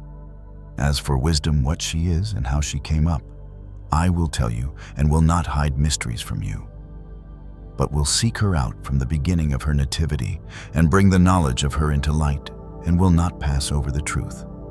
Chapter 7. I myself also am a mortal man, like to all, and the offspring of him that was first made of the earth. And in my mother's womb was fashioned to be flesh, in the time of 10 months, being compacted in blood of the seed of man, and the pleasure that came with sleep. And when I was born, I drew in the common air, and fell upon the earth, which is of like nature. And the first voice which I uttered was crying, as all others do. I was nursed in swaddling clothes, and that with cares. For there is no king that had any other beginning of birth. For all men have one entrance into life, and the like going out. Wherefore I prayed, and understanding was given me. I called upon God, and the spirit of wisdom came to me. I preferred her before scepters and thrones, and esteemed riches nothing in comparison of her. Neither compared I unto her any precious stone, because all gold in respect of her is as a little sand, and silver shall be counted as clay before her. I loved her above health and beauty, and chose to have her instead of light, for the light that cometh from her never goeth out. All good things together came to me with her, and innumerable riches in her hands. And I rejoiced in them all, because wisdom goeth before them, and I knew not that she was the mother of them. I learned diligently, and do communicate her liberally. I do not hide her riches, for she is a treasure unto men that never faileth, which they that use become the friends of God, being commended for the gifts that come from learning. God hath granted me to speak as I would, and to conceive as is meet for the things that are given me, because it is he that leadeth unto wisdom, and directeth the wise. For in his hand are both we and our words, all wisdom also, and knowledge of workmanship. For he hath given me certain knowledge of the things that are, namely, to know how the world was made, and the operation of the elements, the beginning, ending, and midst of the times, the alterations of the turning of the sun, and the change of seasons, the circuits of years, and the positions of stars, the natures of living creatures, and the furies of wild beasts, the violence of winds, and the reasonings of men, the diversities of plants, and the virtues of roots, and all such things as are either secret or manifest them, I know. For wisdom, which is the worker of all things, taught me, for in her is an understanding spirit, holy one only, manifold, subtle, lively, clear, undefiled, plain, not subject to hurt, loving the thing that is good, quick, which cannot be letted, ready to do good, kind to man, steadfast, sure, free from care, having all power, overseeing all things, and going through all understanding, pure and most subtle spirits. For wisdom is more moving than any motion. She passeth and goeth through all things by reason of her pureness. For she is the breath of the power of God, and a pure influence flowing from the glory of the Almighty. Therefore can no defiled thing fall into her. For she is the brightness of the everlasting light, the unspotted mirror of the power of God, and the image of his goodness. And being but one, she can do all things, and remaining in herself, she maketh all things new, and in all ages, entering into holy souls, she maketh them friends of God and prophets. For God loveth none but him that dwelleth with wisdom. For she is more beautiful than the sun, and above all, the order of stars being compared with the light she is found before it. For after this cometh night, but vice shall not prevail against wisdom. She reacheth from one end to another mightily, and sweetly doth she order all things. Chapter 8. Wisdom reacheth from one end to another mightily, and sweetly doth she order all things. I loved her, and sought her out from my youth. I desired to make her my spouse, and I was a lover of her beauty. In that she is conversant with God, she magnifieth her nobility, yea, the Lord of all things himself loved her. For she is privy to the mysteries of the knowledge of God, and a lover of his works. If riches be a possession to be desired in this life, what is richer than wisdom that worketh all things? And if prudence work, who of all that are is a more cunning workman than she? And if a man love righteousness, her labors are virtues. For she teacheth temperance and prudence, justice and fortitude, which are such things as men can have nothing more profitable in their life. If a man desire much experience, she knoweth things of old, and conjectureth aright what is to come. She knoweth the subtleties of speeches, and can expound dark sentences. She foreseeth signs and wonders, and the events of seasons and times. Therefore I purpose to take her to me to live with me, knowing that she would be a counselor of good things, and a comfort in cares and grief. For her sake I shall have estimation among the multitude, and honor with the elders, though I be young.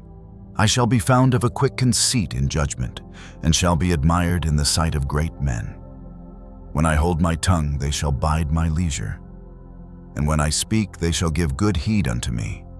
If I talk much, they shall lay their hands upon their mouth.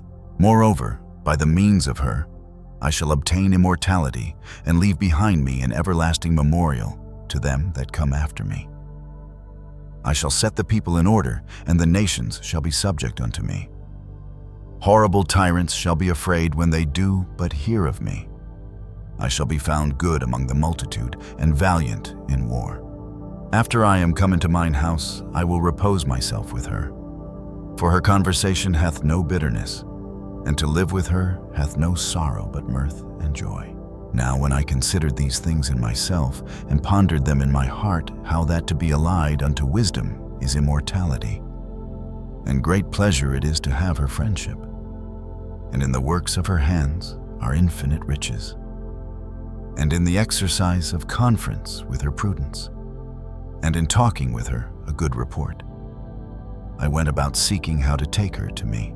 I was a witty child, and had a good spirit. Yea, rather being good, I came into a body undefiled. Nevertheless, when I perceived that I could not otherwise obtain her except God gave her me, and that was a point of wisdom also to know whose gift she was, I prayed unto the Lord, and besought him, and with my whole heart I said, Chapter 9. O God of my fathers and Lord of mercy, who hast made all things with thy word, and ordained man through thy wisdom, that he should have dominion over the creatures which thou hast made, and order the world according to equity and righteousness, and execute judgment with an upright heart. Give me wisdom that sitteth by thy throne, and reject me not from among thy children. For I, thy servant and son of thine handmaid, am a feeble person, and of a short time, and too young for the understanding of judgment and laws. For though a man be never so perfect among the children of men, yet if thy wisdom be not with him, he shall be nothing regarded. Thou hast chosen me to be a king of thy people, and a judge of thy sons and daughters. Thou hast commanded me to build a temple upon thy holy mount, and an altar in the city, wherein thou dwellest, a resemblance of the holy tabernacle, which thou hast prepared from the beginning. And wisdom was with thee which knoweth thy works, and was present when thou madest the world, and knew what was acceptable in thy sight, and right in thy commandments.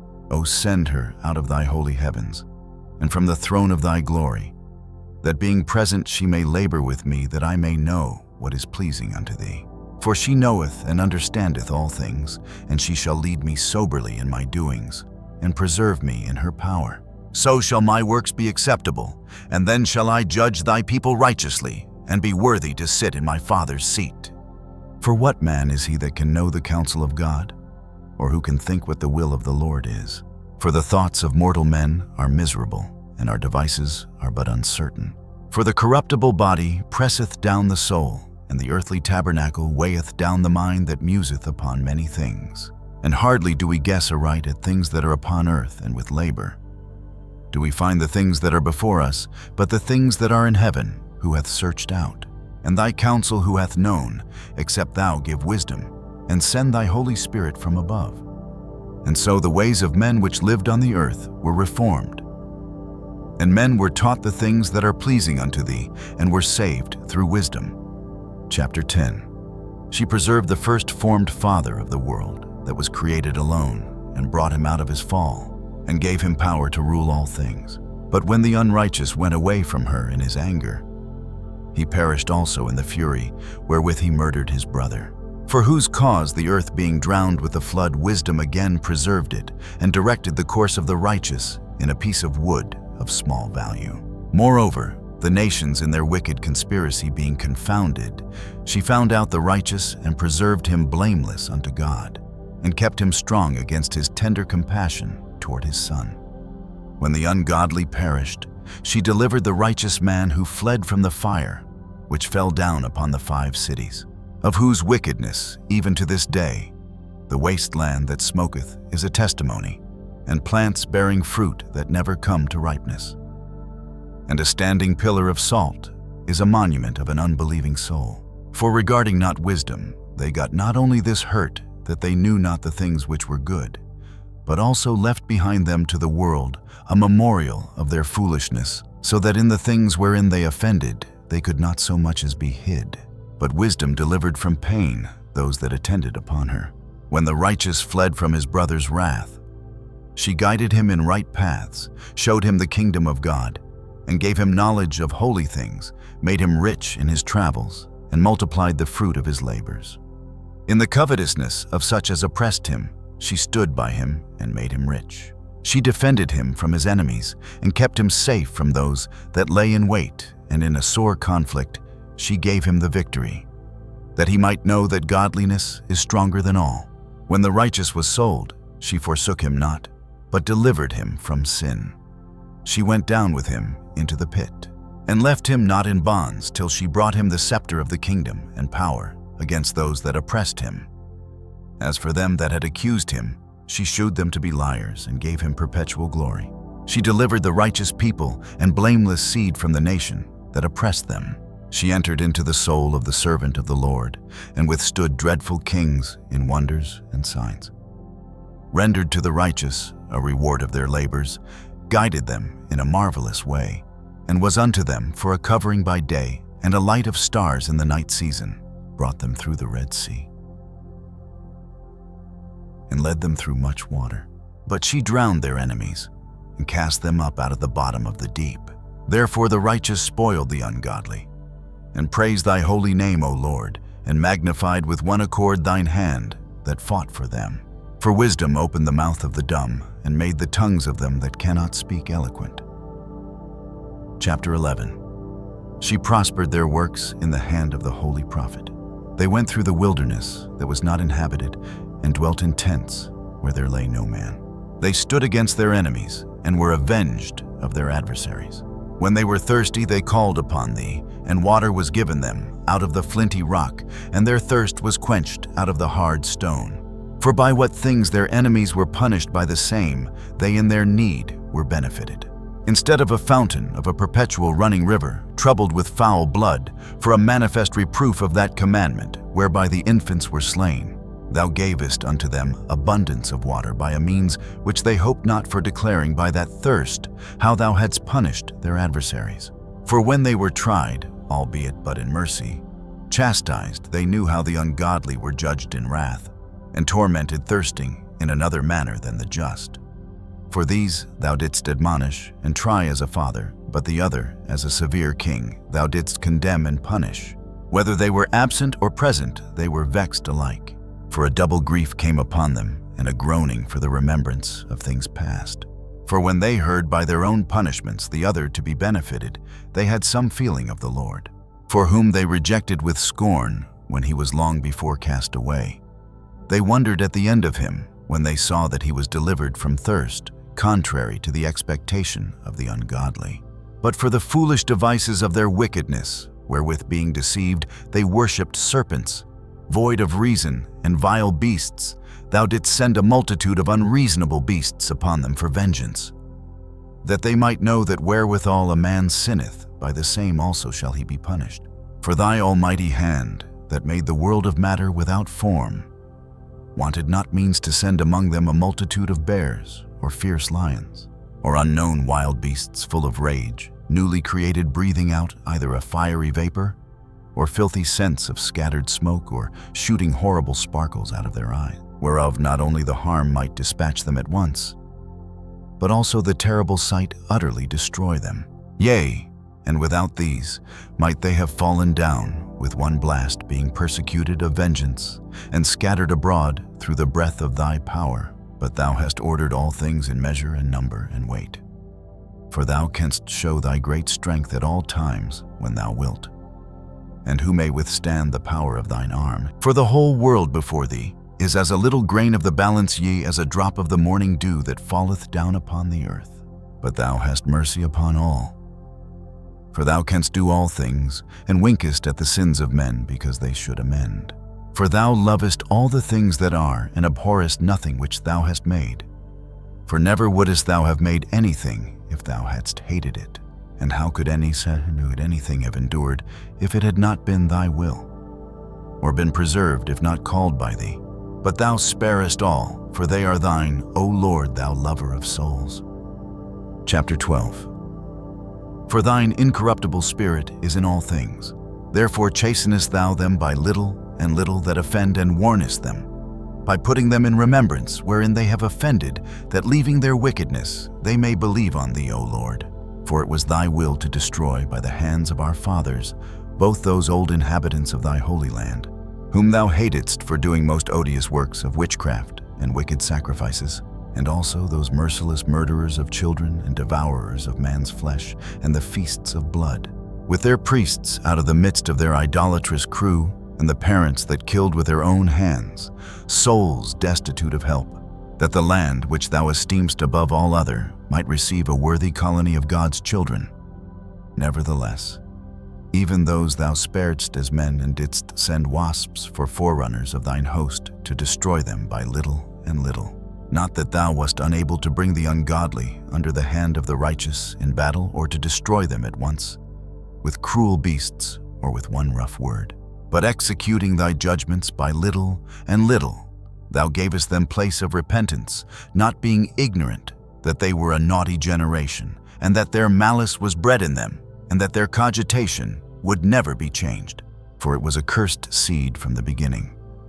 Neither didst thou, for fear of any man, give them pardon for those things wherein they sinned. For who shall say, What hast thou done? Or who shall withstand thy judgment? Or who shall accuse thee for the nations that perish, whom thou hast made? Or who shall come to stand against thee to be revenged for the unrighteous men? For neither is there any God but thou, that carest for all, to whom thou mightest show that thy judgment is not unjust. Neither shall king or tyrant be able to set his face against thee for any whom thou hast punished. For so much then as thou art righteous thyself, thou orderest all things righteously, thinking it not agreeable with thy power to condemn him that hath not deserved to be punished. For thy power is the beginning of righteousness, and because thou art the Lord of all, it maketh thee gracious unto all. For when men will not believe that thou art of a full power, thou shewest thy strength, and among them that know it, thou makest their boldness manifest. But thou, mastering thy power, judgest with equity, and orderest us with great favor. For thou mayest use power when thou wilt. But by such works hast thou taught thy people that the just man should be merciful, and hast made thy children to be of a good hope that thou givest repentance for sins. For if thou didst punish the enemies of thy children and the condemned to death with such deliberation, giving them time and place, whereby they might be delivered from their malice, with how great circumspection didst thou judge thine own sons, unto whose fathers thou hadst sworn and made covenants of good promises. Therefore, whereas thou dost chasten us, thou scourgest our enemies 1,000 times more, to the intent that when we judge we should carefully think of thy goodness, and when we ourselves are judged, we should look for mercy. Wherefore, whereas men live dissolutely and unrighteously, thou hast tormented them with their own abominations. For they went astray very far in the ways of error, and held them for gods, which even among the beasts of their enemies were despised, being deceived as children of no understanding. Therefore unto them as to children without the use of reason, thou didst send a judgment to mock them. But they that would not be reformed by that correction, wherein he dallied with them, shall feel a judgment worthy of God. For look for what things they grudged, when they were tormented, that is for them whom they thought gods. Now when they see them destroyed, they acknowledge him to be the true God, whom before they denied to know, and therefore came extreme damnation upon them. Chapter 13. Surely vain are all men by nature who are ignorant of God, and could not out of the good things that are seen know him that is, neither by considering the works did they acknowledge the workmaster, but deemed either fire or wind, or the swift air, or the circle of the stars, or the violent water, or the lights of heaven, to be the gods which govern the world, with whose beauty, if they being delighted, took them to be gods. Let them know how much better the Lord of them is, for the first author of beauty hath created them. But if they were astonished at their power and virtue, let them understand by them how much mightier he is that made them. For by the greatness and beauty of the creatures proportionably the maker of them is seen. But yet, for this, they are the less to be blamed, for they peradventure are seeking God and desirous to find him.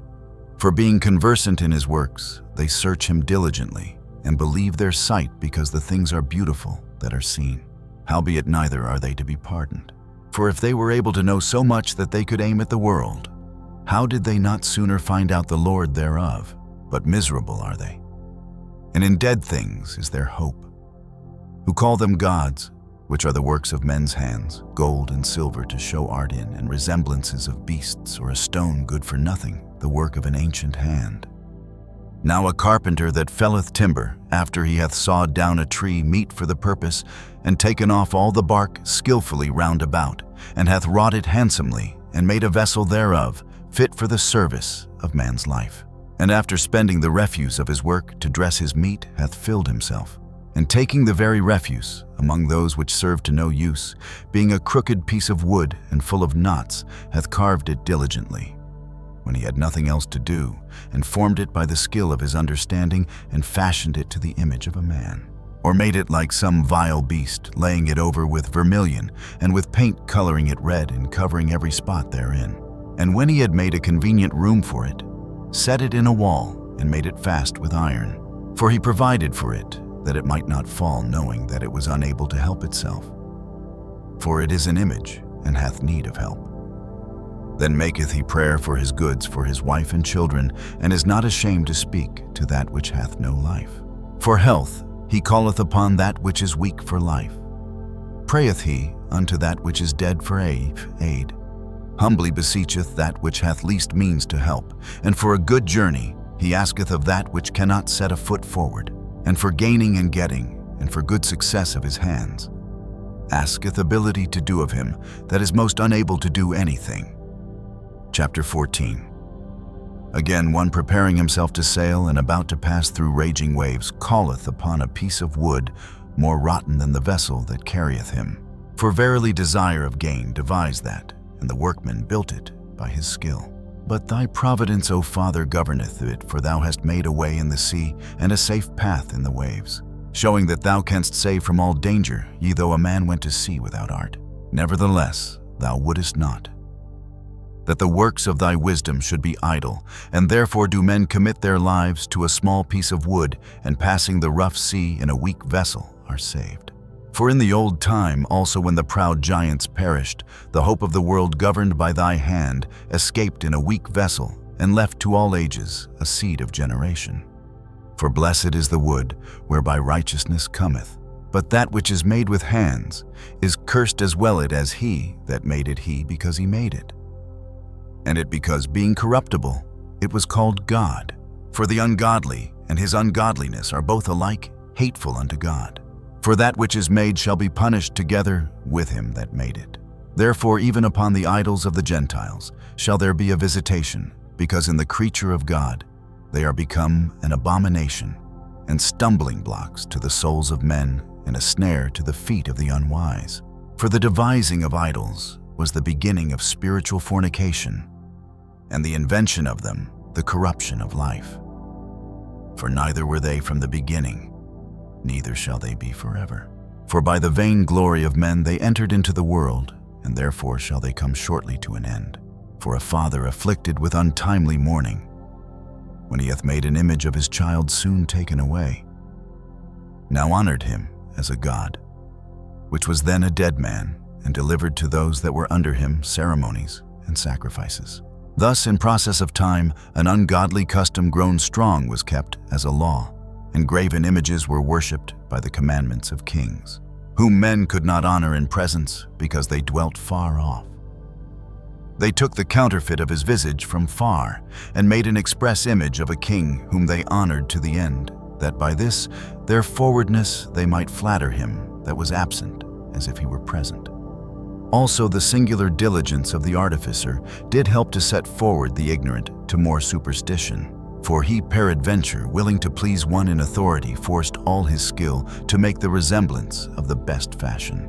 And so the multitude, allured by the grace of the work, took him now for a god, which a little before was but honored as a man.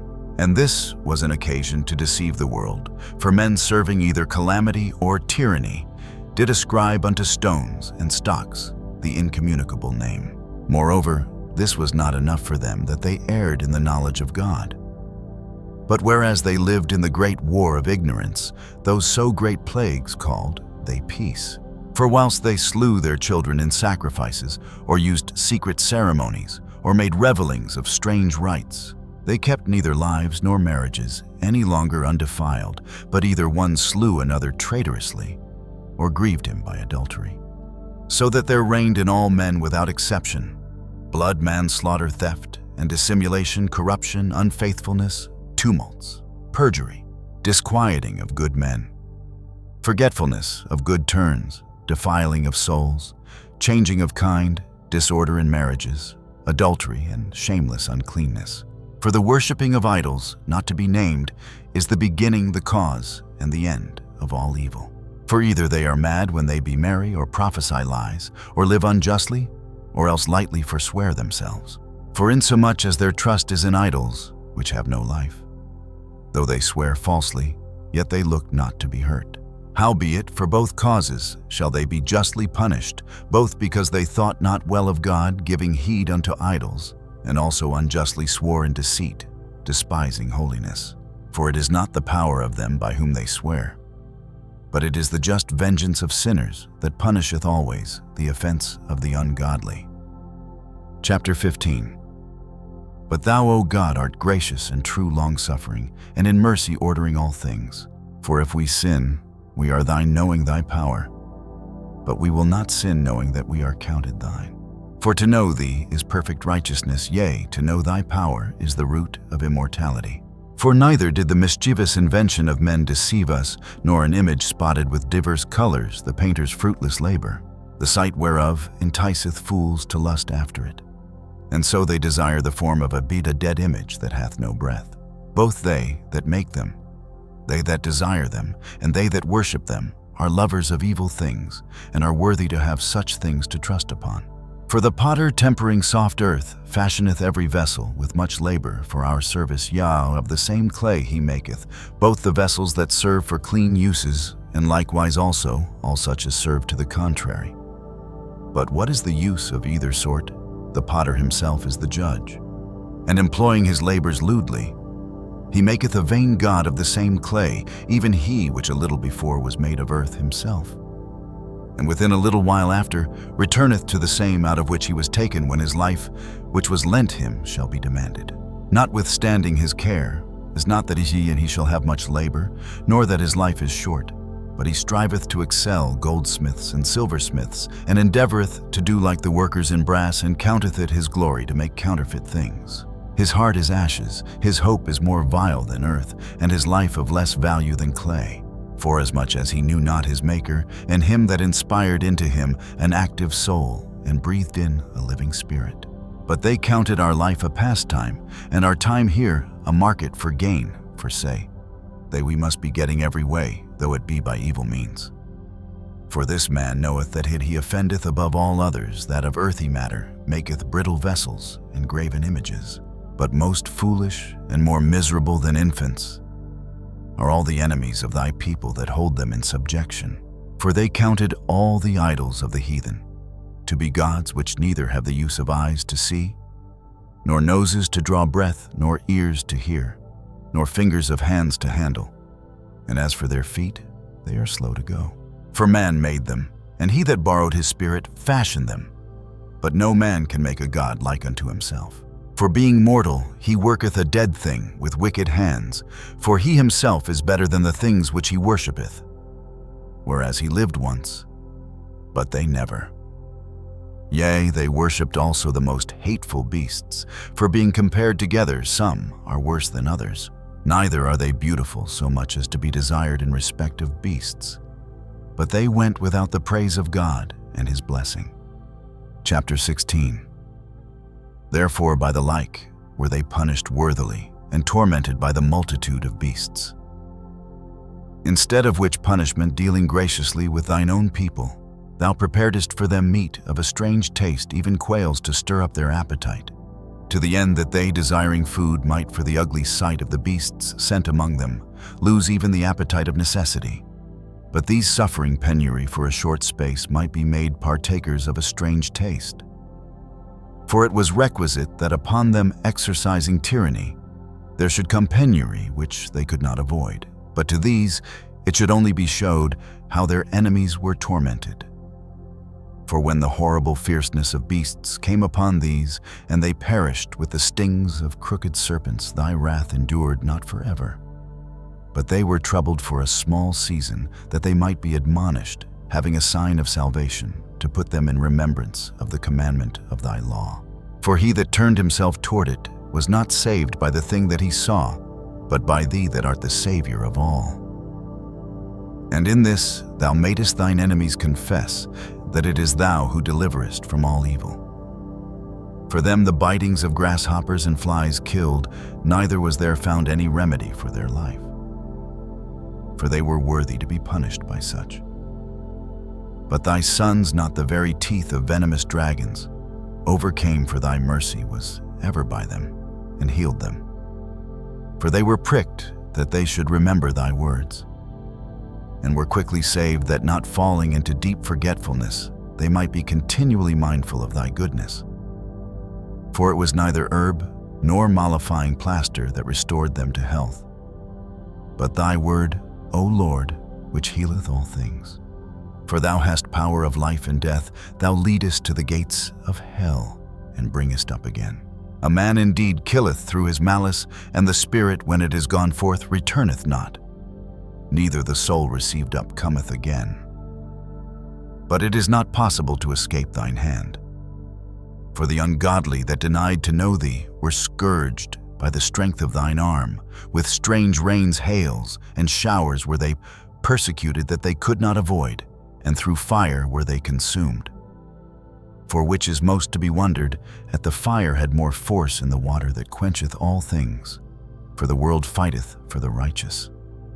For some time the flame was mitigated, that it might not burn up the beasts that were sent against the ungodly, but themselves might see and perceive that they were persecuted with the judgment of God. And at another time it burneth even in the midst of water, above the power of fire, that it might destroy the fruits of an unjust land. Instead whereof thou fedst thine own people with angels' food, and didst send them from heaven bread, prepared without their labor, able to content every man's delight, and agreeing to every taste. For thy sustenance declared thy sweetness unto thy children, and serving to the appetite of the eater, tempered itself to every man's liking. But snow and ice endured the fire, and melted, not that they might know that fire burning in the hail and sparkling in the rain did destroy the fruits of the enemies. But this again did even forget his own strength, that the righteous might be nourished. For the creature that serveth thee, who art the Maker, increaseth his strength against the unrighteous for their punishment, and abateth his strength for the benefit of such as put their trust in thee. Therefore even then was it altered into all fashions, and was obedient to thy grace that nourisheth all things, according to the desire of them that had need, that thy children, O Lord, whom thou lovest, might know that it is not the growing of fruits that nourisheth man, but that it is thy word which preserveth them that put their trust in thee. For that which was not destroyed of fire, being warmed with a little sunbeam, soon melted away, that it might be known that we must prevent the sun to give thee thanks, and at the day, spring pray unto thee.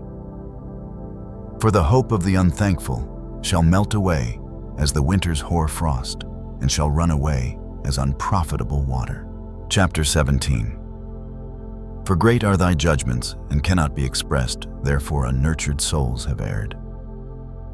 For when unrighteous men thought to oppress the holy nation, they being shut up in their houses, the prisoners of darkness, and fettered with the bonds of a long night, lay exiled from the eternal providence. For while they supposed to lie hid in their secret sins, they were scattered under a dark veil of forgetfulness, being horribly astonished and troubled with strange apparitions. For neither might the corner that held them keep them from fear, but noises, as of waters falling down, sounded about them, and sad visions appeared unto them with heavy countenances. No power of the fire might give them light, neither could the bright flames of the stars endure to lighten that horrible night. Only there appeared unto them a fire kindled of itself, very dreadful, for being much terrified they thought the things which they saw to be worse than the sight they saw not. As for the illusions of art magic, they were put down, and their vaunting in wisdom was reproved with disgrace. For they that promised to drive away terrors and troubles from a sick soul were sick themselves of fear worthy to be laughed at. For though no terrible thing did fear them, yet being scared with beasts that passed by, and hissing of serpents, they died for fear, refusing to return and see the air which could of no side be avoided. For wickedness condemned by her own witness is very timorous, and being pressed with conscience always forecasteth grievous things. For fear is nothing else but a betraying of the succors which reason offereth. And the expectation from within being less, counteth the ignorance more than the cause which bringeth the torment. But they, sleeping the same sleep that night, which was indeed intolerable, and which came upon them out of the bottoms of inevitable hell, were partly vexed with monstrous apparitions, and partly fainted, their heart failing them, for a sudden fear, and not looked for, came upon them. So then whosoever there fell down was straitly kept shut up in a prison without iron bars. For whether he were husbandman or shepherd or a laborer in the field, he was overtaken and endured that unavoidable necessity. For they were all bound with one chain of darkness. Whether it were a whistling wind, or the melodious noise of birds among the spreading branches, or a pleasing fall of water running violently, or the horrible sound of stones cast down, or a running that could not be seen of skipping beasts, or a roaring voice of most savage wild beasts, or a rebounding echo from the hollow mountains. These things made them to swoon for fear, for the whole world shined with clear light, and none were hindered in their labor. Over them only was spread in heavy night an image of that darkness which should afterward receive them. But yet were they unto themselves more grievous than the darkness. Chapter 18. Nevertheless, thy saints had a very great light, whose voice they hearing and not seeing their shape, because they also had not suffered the same things, they counted them happy. But for that they did not hurt them now, of whom they had been wronged, before they thanked them, and besought them pardon for that they had been enemies. instead whereof thou gavest them a burning fiery pillar for a guide of the unknown journey, and a harmless sun to entertain them honorably. For they were worthy to be deprived of light and imprisoned in darkness, who had kept thy sons shut up, by whom the uncorrupt light of the law was to be given unto the world. And when they had determined to slay the babes of the saints secretly, one child being cast forth and saved to reprove them, thou tookest away a multitude of their children, and destroyedst them altogether in a mighty water. Of that night were our fathers certified afore, that assuredly, knowing unto what oaths they had given credence, they might afterwards be of good cheer. So of thy people was accepted both the salvation of the righteous and destruction of the enemies. For wherewith thou didst punish our adversaries, by the same thou didst glorify us, whom thou hadst called. For the righteous children of good men did sacrifice secretly, and with one consent made a holy law that the saints should be like partakers of the same good and evil. The fathers now singing out the songs of praise. But on the other side there sounded an ill accord of enemies, and a lamentable noise was carried abroad for children that were bewailed. The master and the servant were punished after one manner, and like as the king so suffered the common person. So they all together had innumerable dead with one kind of death. Neither was there any sufficient to bury them, for in one moment the noblest offspring of them was destroyed. For whereas they would not believe anything by reason of enchantments, upon the destruction of the firstborn they acknowledged this people to be the sons of God. For while all things were in quiet silence, and that night was in the midst of her swift course, thine almighty word leaped down from heaven out of thy royal throne, as a fierce man of war into the midst of a land of destruction, and brought thine unfeigned commandment as a sharp sword, and standing up filled all things with death. And it touched the heaven, but it stood upon the earth. Then suddenly visions of horrible dreams troubled them. Sore and terrors came upon them unlooked for. And one thrown here and another there, half dead, showed the cause of his death. For the dreams that troubled them did foreshew this, lest they should perish, and not know why they were afflicted. Yea, the tasting of death touched the righteous also. And there was a destruction of the multitude in the wilderness, but the wrath endured not long. For then the blameless man made haste, and stood forth to defend them, and bringing the shield of his ministry, prayer, and the propitiation of incense, set himself against the wrath. And so brought the calamity to an end, declaring that he was thy servant. And he overcame the destroyer, not with strength of body, nor force of arms, but with a word subdued he him that punished, alleging the oaths and covenants made with the fathers. For when the dead were now fallen down, by heaps one upon another, standing between he stayed the wrath, and parted the way to the living. For in the long garment was the whole world. And in the 4 rows of the stones was the glory of the fathers graven, and thy majesty upon the diadem of his head.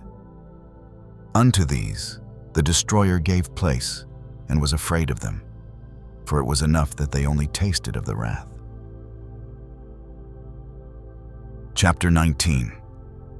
But as for the ungodly, wrath came upon them without mercy unto the end, for he knew before what they would do, how that having given them leave to depart, and sent them hastily away, they would repent and pursue them. For whilst they were yet mourning and making lamentation at the graves of the dead, they added another foolish device, and pursued them as fugitives whom they had entreated to be gone. For the destiny whereof they were worthy drew them unto this end, and made them forget the things that had already happened, that they might fulfill the punishment which was wanting to their torments, and that thy people might pass a wonderful way, but they might find a strange death. For the whole creature in his proper kind was fashioned again anew, serving the peculiar commandments that were given unto them, that thy children might be kept without hurt, as namely a cloud shadowing the camp, and where water stood before dry land appeared, and out of the Red Sea a way without impediment, and out of the violent stream a green field, wherein all the people went through that were defended with thy hand, seeing thy marvelous strange wonders. For they went at large like horses, and leaped like lambs, praising thee, O Lord, who hadst delivered them. For they were yet mindful of the things that were done, while they sojourned in the strange land, how the ground brought forth flies instead of cattle, and how the river cast up a multitude of frogs instead of fishes. But afterward they saw a new generation of fowls, when being led with their appetite they asked delicate meats. For quails came up unto them from the sea, for their contentment. And punishments came upon the sinners, not without former signs, by the force of thunder, for they suffered justly, according to their own wickedness. For they used a more hard and hateful hatred toward strangers. For the Sodomites did not receive those whom they knew not when they came, but these brought friends into bondage that had deserved well of them. And not only so, but perchance some respect shall be had of those, because they used strangers not friendly. But these very grievously afflicted them, whom they had received with feastings, and were already made partakers of the same laws. Therefore, even with blindness were these stricken, as those were at the doors of the righteous man. When being compassed about with horrible great darkness, everyone sought the passage of his own doors. For the elements were changed in themselves by a kind of harmony, like as in a psaltery, notes change the name of the rhythm, and yet are always sounds, which may well be perceived by the sight of the things that have been done. For earthly things were turned into watery, and the things that before swam in the water now went upon the ground. And the fire had power in the water, forgetting his own virtue, and the water forgat his own quenching nature. On the other side the flames wasted not the flesh of corruptible living things, though they walked therein. Neither melted they the icy kind of heavenly meat that was of nature apt to melt. For in all things, O Lord, thou didst magnify thy people and glorify them, neither didst thou lightly regard them, but didst assist them in every time and place. As we bring the section on the Book of Wisdom to a close, we encounter a Solomon shaped not by magic, but by philosophy and the truth of the soul. This book was set aside not because it was dark, but because it stood apart from established tradition. Yet if you think Solomon's legacy ends with abstract philosophy, remember this? His most enduring reputation in the world of esoteric tradition is tied to something far more unsettling, the power to command beings that exist beyond our physical realm. The next book will lead us away from theological debate and straight into ritual practice, where wandering spirits are summoned from the space between heaven and earth. Get ready for the fifth book, Ars Goetia, the catalogue of 72 powerful demons. If there is any collection of writings that once struck terror into the courts of the Inquisition, it is the Lemegeton, also known as the Lesser Key of Solomon. Although it became widely known in the 17th century, this work is believed to be compiled from far older secret manuscripts traditionally traced back to the time of Solomon himself. It was never intended for ordinary believers. Instead, it presents a complete technical system for interacting with the unseen world, divided into 5 sections, 5 keys said to unlock different layers of reality. Unlike religious texts that remain purely narrative, the Lemegeton functions as a practical manual.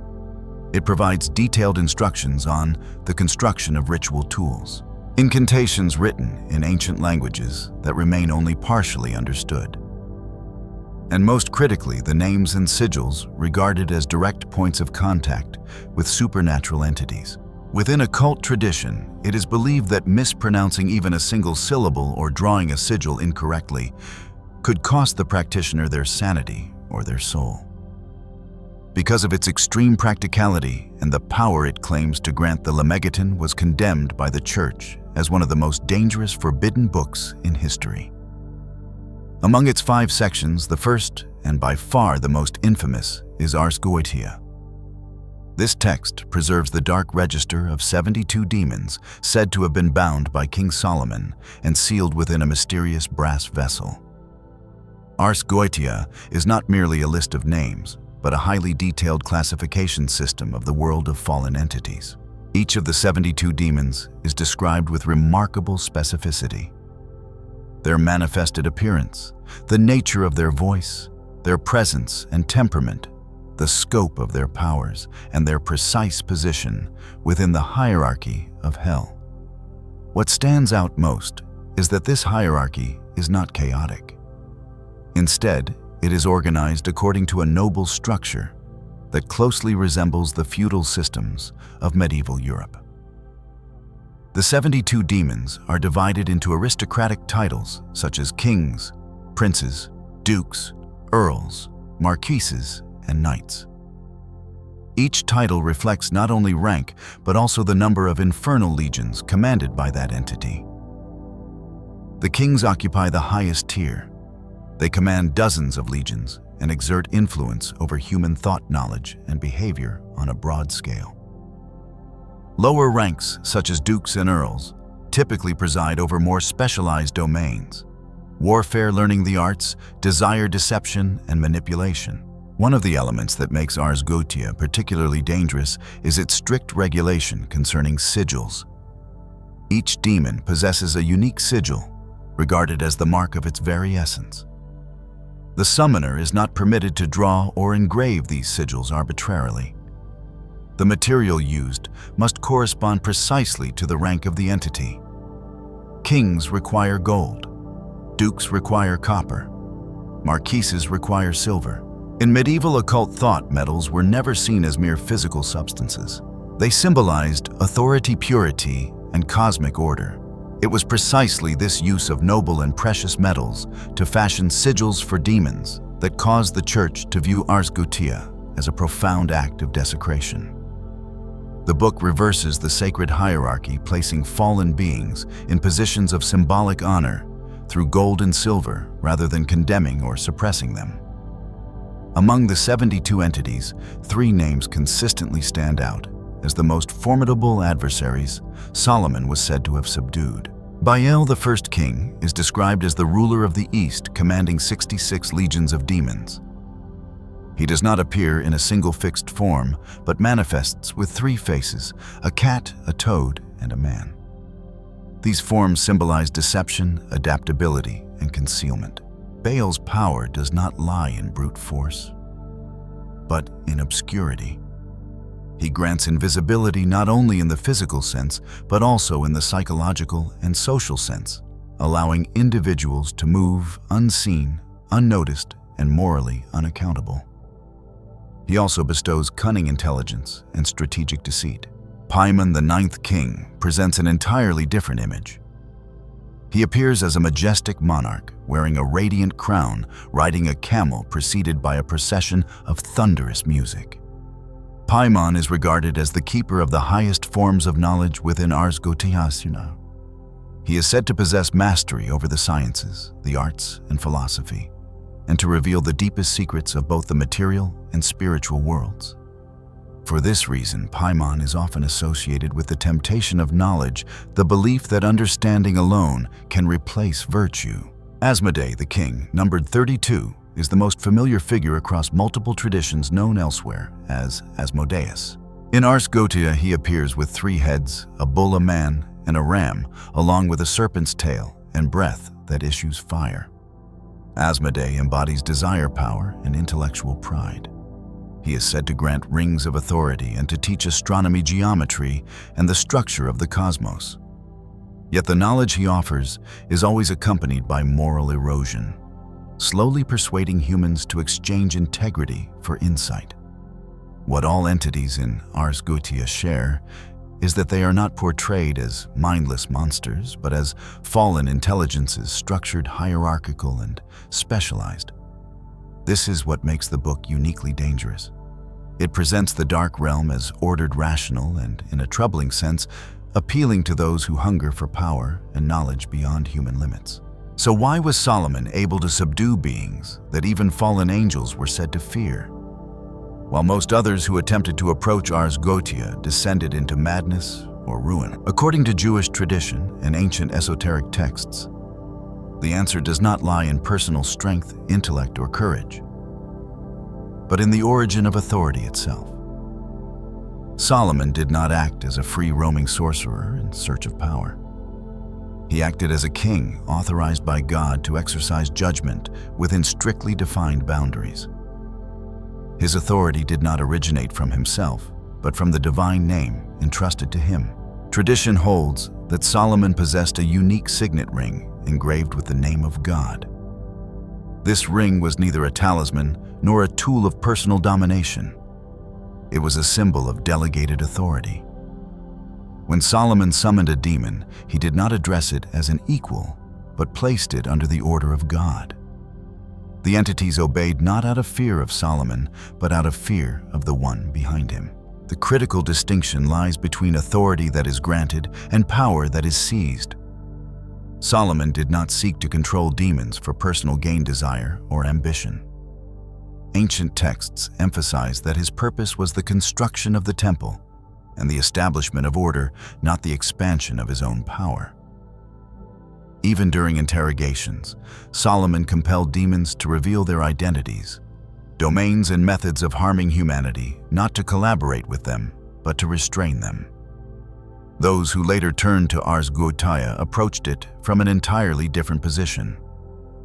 They stood not in obedience, but in control-seeking. When ritual sigils and sacred names are treated as technical tools rather than entrusted authority, the summoner places himself in the role of commander rather than servant. At that moment, the hierarchy collapses. Instead of subjugating the entities, the practitioner becomes the gateway through which they enter. Esoteric texts repeat a consistent warning. It is not the ritual that destroys a person, but the arrogance concealed within it. Solomon remained intact because he understood that his authority was temporary and conditional. Ordinary practitioners tend to believe power can be owned permanently. That fragile difference marks the boundary between wisdom and downfall. For this reason, the story of Solomon in Ars Goetia is not an invitation into darkness, but an ancient caution. It reveals that the invisible world has its own order, and anyone who enters it without standing in the proper place will control nothing except their own collapse. The book ends at the very moment Solomon loses his authority. According to Jewish tradition and post-biblical writings, Solomon did not fall because he lacked wisdom, but because he grew overly confident in his own wisdom. After the temple was completed, after order had been established, after unseen beings had been subdued and the secrets of the invisible realm had been exposed, Solomon slowly entered a danger far greater than any summoning ritual. The belief that he now understood enough, knew enough, and could stand on his own without the careful restraint he once maintained. Scripture records briefly, yet with great weight, that Solomon loved many foreign women. Behind this seemingly ordinary statement lies a far deeper shift. Solomon did not marry merely for political alliances or diplomacy. He began to accommodate, then accept, and eventually grow accustomed to other belief systems, other rituals, and other conceptions of power and divinity.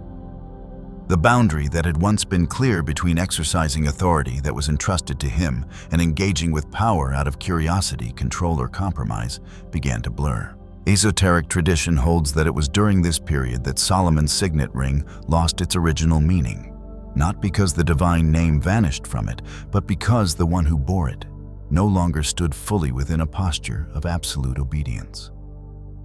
The power that once flowed through him without obstruction became restricted by inner choices. When internal order began to fracture, the invisible order had no reason to remain subject. The most frightening part is not that demons returned to attack Solomon, but that the power that once protected him fell silent. Ancient texts often emphasize that true downfall does not always arrive with thunder or immediate punishment. More often, it begins when a person still possesses intelligence, political authority, and public honor, yet has already lost the unseen protection without realizing it. From that point forward, Solomon was no longer remembered solely as the wisest king who ever lived, but as the bearer of one of the greatest paradoxes in biblical history. a man who understood the order of the universe more deeply than anyone else, yet failed to preserve that order in the final chapter of his own life. The division of the kingdom after his death was not merely a political event, but the inevitable consequence of a spiritual order that had already fractured long before. For this reason, the esoteric legacy associated with Solomon was never passed down as a pure treasure. It has always carried a heavy warning. Ars Goetia, Ars Notoria. The stories of the ring and the authority to command unseen entities. All of it is framed by a quiet but consistent message. Knowledge does not protect a person from falling, and power does not guarantee safety. Solomon reveals that the most dangerous boundary is not between light and darkness, but between obedience and self-permission. As long as a person knows they stand under authority, power can move through them without destroying them. But when a person believes they can wield that power according to their own will, even the greatest wisdom becomes a fatal weakness. Thus, the legacy of Solomon stands as a severe warning to every generation that follows him. Only faith fully placed in God is an unshakable foundation. When that faith is replaced by pride or deception, the very gifts once believed to be blessings from God can become the cause of the collapse of both a kingdom and the household of the one who betrayed that trust. Following the dense darkness of the 72 demonic lords bound beneath the earth, we now step into a space even more unsettling, gray, unstable, and veiled in ambiguity. This brings us to the detailed exploration of Book 6 Ars Theurgia-Goetia, the second chapter of the Lemegeton. If Ars Goetia presents a registry of entities chained in the depths of hell, Ars Theurgia-Goetia lifts our gaze upward toward the sky. Yet this is not the realm of radiant angels. It is the domain of the aerial spirits. Ars Theurgia-Goetia speaks neither purely of demons nor entirely of angels. Instead, it focuses on an intermediate class of beings, entities that carry traces of the celestial order, yet remain corrupted by the fallen structure of creation. The term Theurgia means the work of the divine, while Goetia is associated with conjuration and summoning magic. Placing these two concepts side by side already serves as a silent warning. This book belongs to neither extreme. It exists within an unstable fusion. Ars Theurgia-Goetia describes 31 primary entities referred to as spirits or princes. Each governs a specific region of space commonly called the directions of the air. These beings do not reside permanently in heaven or hell. Instead, they operate within the invisible atmospheric layers surrounding the human world. What makes them especially terrifying is their instability. Their nature changes with time. By day, they may appear orderly, articulate, even noble in form and speech. By night, the very same entities reveal chaotic, deceptive, and manipulative traits. For this reason, Ars Theurgia-Goetia repeatedly emphasizes that the timing of invocation is as critical as the ritual itself. Unlike Ars Goetia, where demons are ranked clearly as kings, dukes, or marquises, the beings of Ars Theurgia-Goetia typically bear titles such as princes or chief spirits. They command subordinate legions, yet their authority is neither stable nor absolute. Their power fluctuates according to the day-night cycle directional alignment and most dangerously the inner state of the summoner. Manuscripts consistently warn that these spirits are exceptionally sensitive to human intention. They do not coerce like infernal demons, nor do they obey like angels. Instead, they reflect, magnify, and distort the motivations of those who approach them.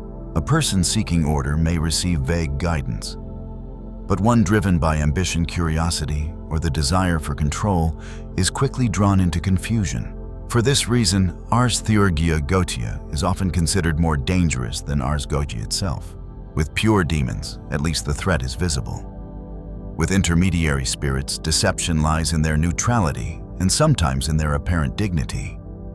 Many occult traditions suggest that this is why most practitioners fail. They are not attacked outright, they are slowly guided. The messages they receive may initially be accurate, even helpful. Over time, however, dependence forms. Inner discernment weakens. Spiritual autonomy erodes. According to tradition, Solomon was only able to confront the entities of Ars Theurgia-Goetia while he remained firmly anchored in absolute obedience. He did not seek new knowledge from them. He compelled them to declare their limits, their domains, and the ways they influence humanity. His aim was not cooperation, but containment. Yet ancient texts subtly suggest that these beings posed the greatest test Solomon ever faced. They did not challenge him through violence or crude temptation, but through refinement, through the sensation of insight, selection, and exceptional understanding. The moment a person believes they are wise enough to judge every voice is the moment they are most vulnerable to deception. Thus, Ars Theurgia-Goetia has never been regarded as a conventional summoning manual. It is a map of an in-between realm. A territory where power lacks a clear source, light remains impure, and truth is always conditional. The book exposes a disturbing reality. Not everything that sounds elevated comes from God. Within the Lemegeton, Ars Theurgia-Goetia functions as a mirror.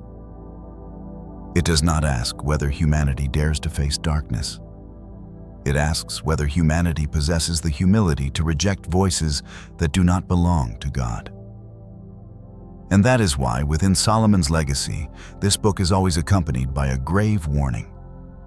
Some doors should remain closed, not because they lead directly to hell, but because they cause people to forget which voice is God's and which merely wears a sacred disguise. But then, a deeper question arises. Why was a book about aerial spirits banned? The answer lies in the concept of Theurgia, divine magic.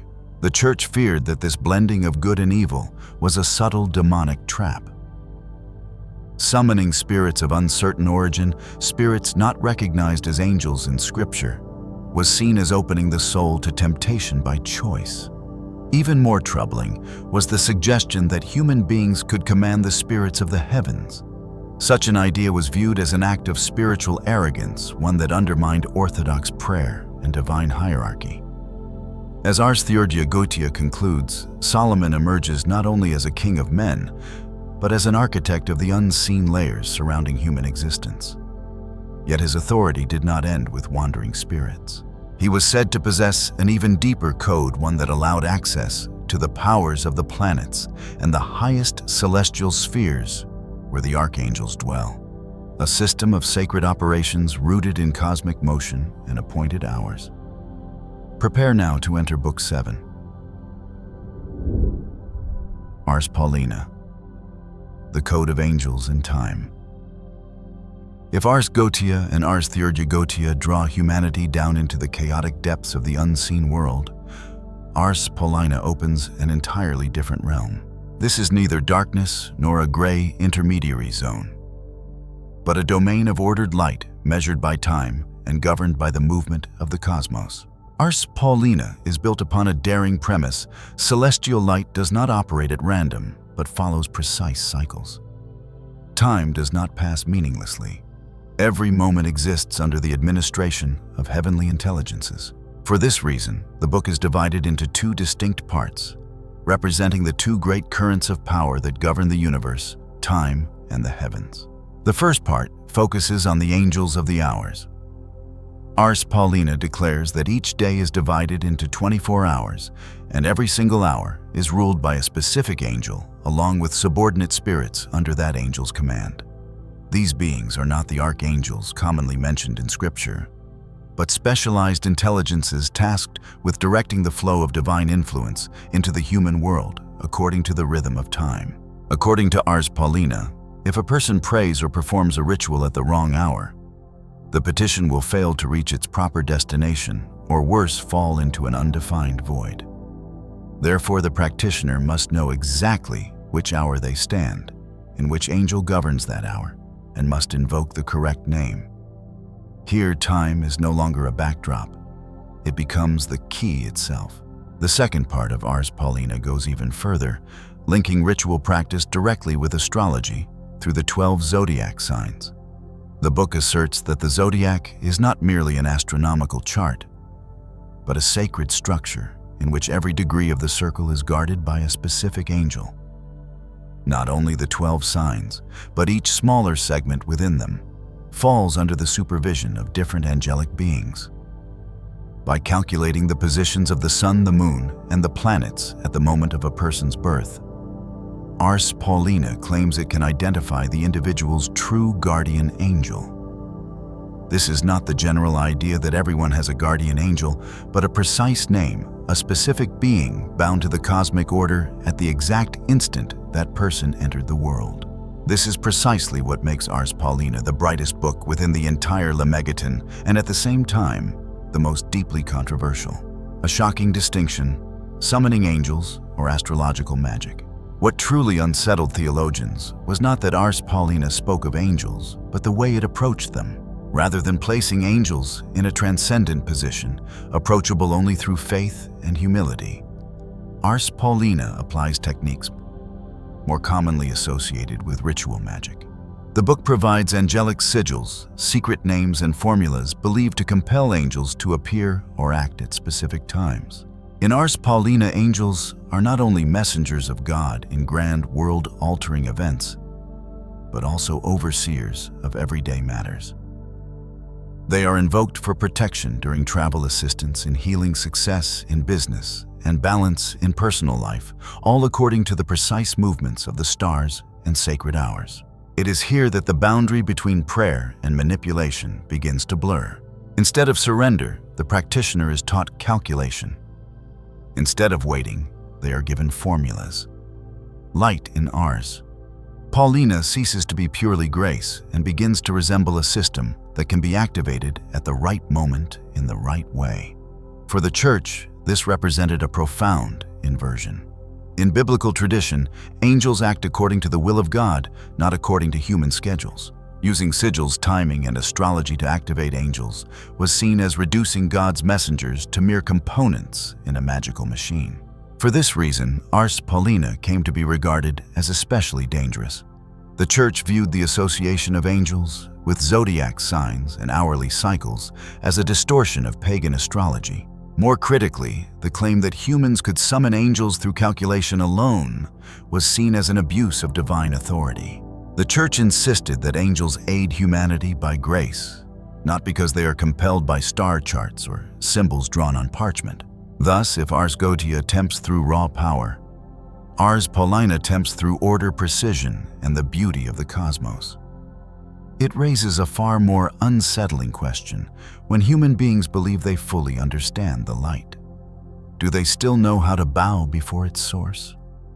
At the conclusion of Ars Paulina, we encounter a Solomon who not only ruled the earth and subdued the underworld, but who also understood the pulse of the heavens themselves.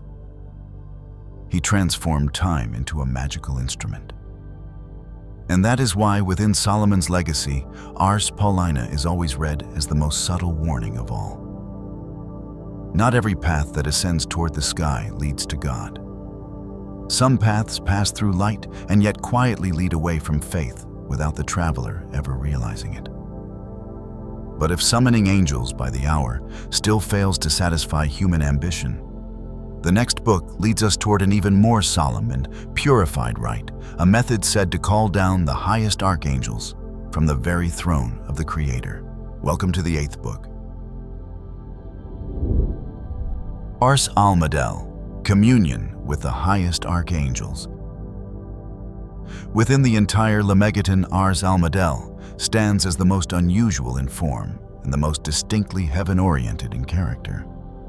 Unlike Ars Goetia with its closed summoning circles, or Ars Paulina with its intricate tables of hours and star charts, Ars ALMADEL revolves around a single central object, the ALMADEL tablet.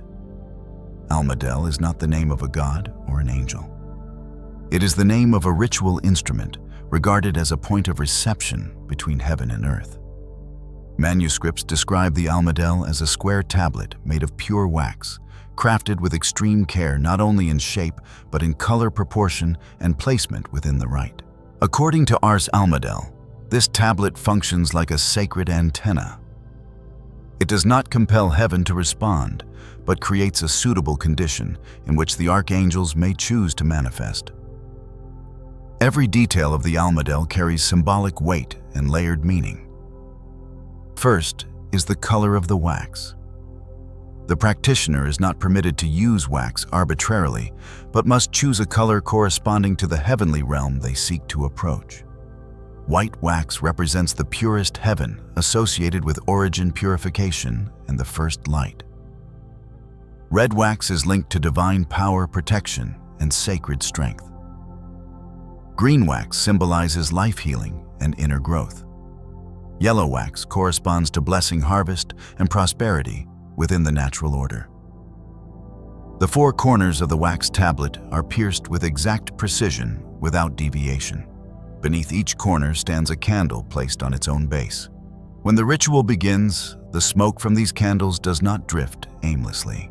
Instead, it is guided upward through the holes in the ALMADEL, forming a faint column of smoke believed to mark the thinning boundary between the earthly and the celestial realms.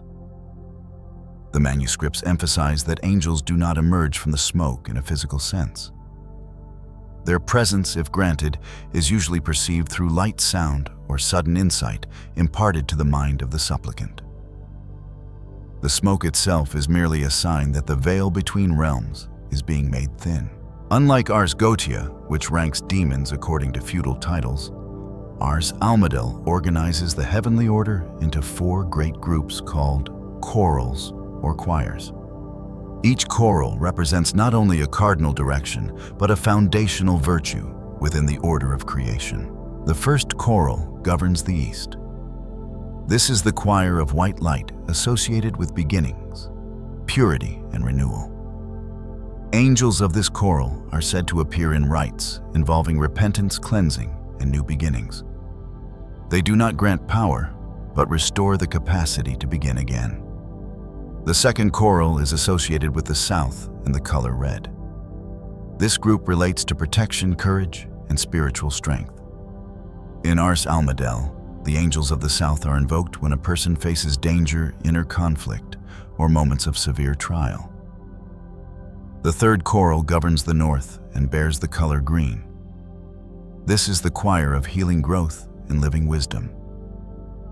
Manuscripts state that these angels do not impart abstract knowledge, but help human beings understand what they are living through, repairing fractures within the soul and even the body.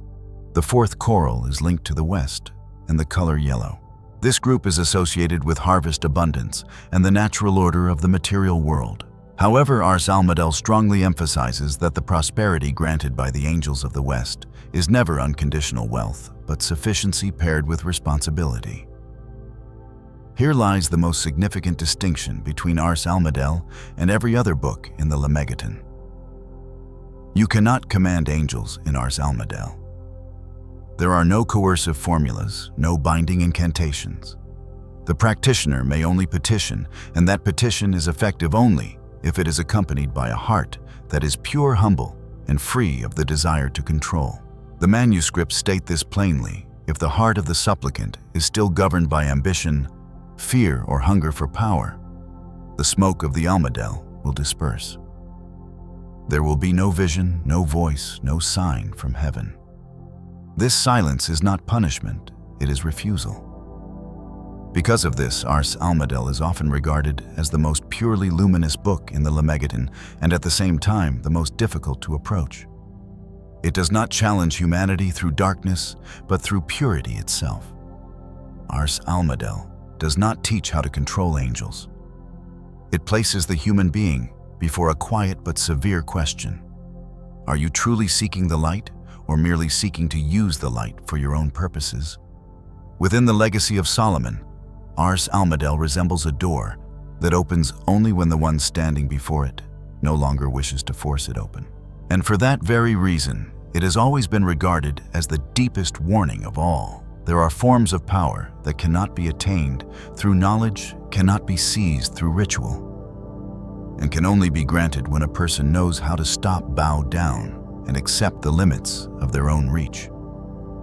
Yet a question remains: where does this book stand within the broader landscape of religious and mystical tradition? To answer fairly, Ars ALMADEL must be placed beside the two systems that have most profoundly shaped humanity's understanding of angels and light: Jewish Kabbalah and Orthodox Christian angelology.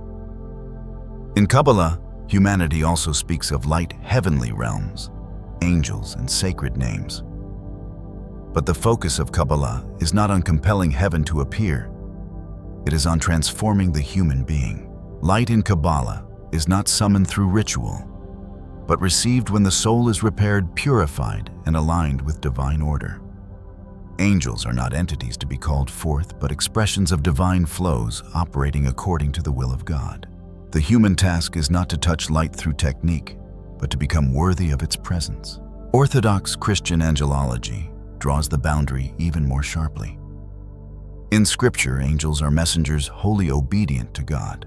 They act by His command alone, not by ours formulas or human calculation. Human beings do not call angels nor compel their appearance. The only recognized relationship is prayer and surrender. If angels appear, it is by God's will, not because a ritual was performed correctly. It is precisely here that Ars ALMADEL begins to diverge from both traditions. The book neither denies God nor glorifies demons.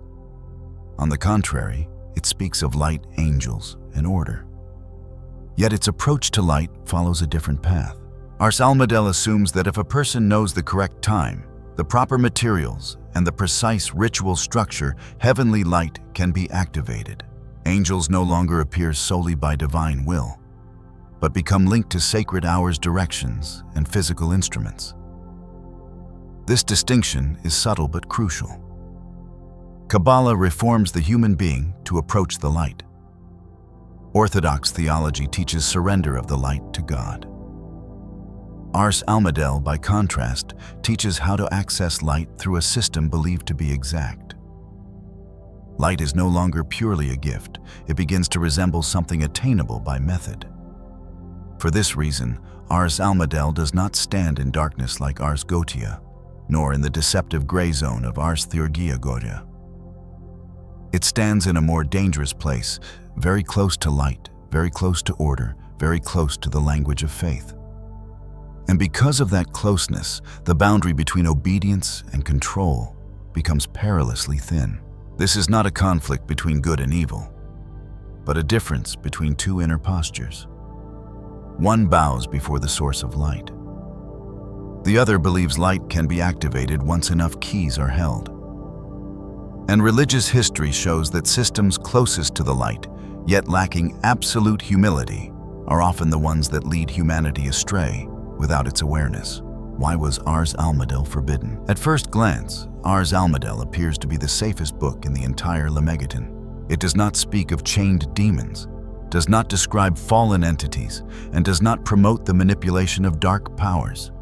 On the contrary, it speaks only of angels, of light, of protection, and of heavenly order. And precisely for that reason, Ars ALMADEL was considered more dangerous than all the others in the eyes of the Church. The first reason lies in the way Ars ALMADEL blurs the boundary between prayer and technique. In biblical tradition, angels act solely according to the will of God. Human beings may pray and petition, but they are never meant to believe that they can create technical conditions that cause angels to appear. Ars ALMADEL is different. The book describes a precise set of conditions: the color of the wax, the direction face, the timing, the placement of candles, the controlled movement of smoke. Although the language still uses the word petition, the underlying assumption is clear. If the human being performs everything correctly, heaven will respond. To the Church, this represents a profoundly dangerous shift.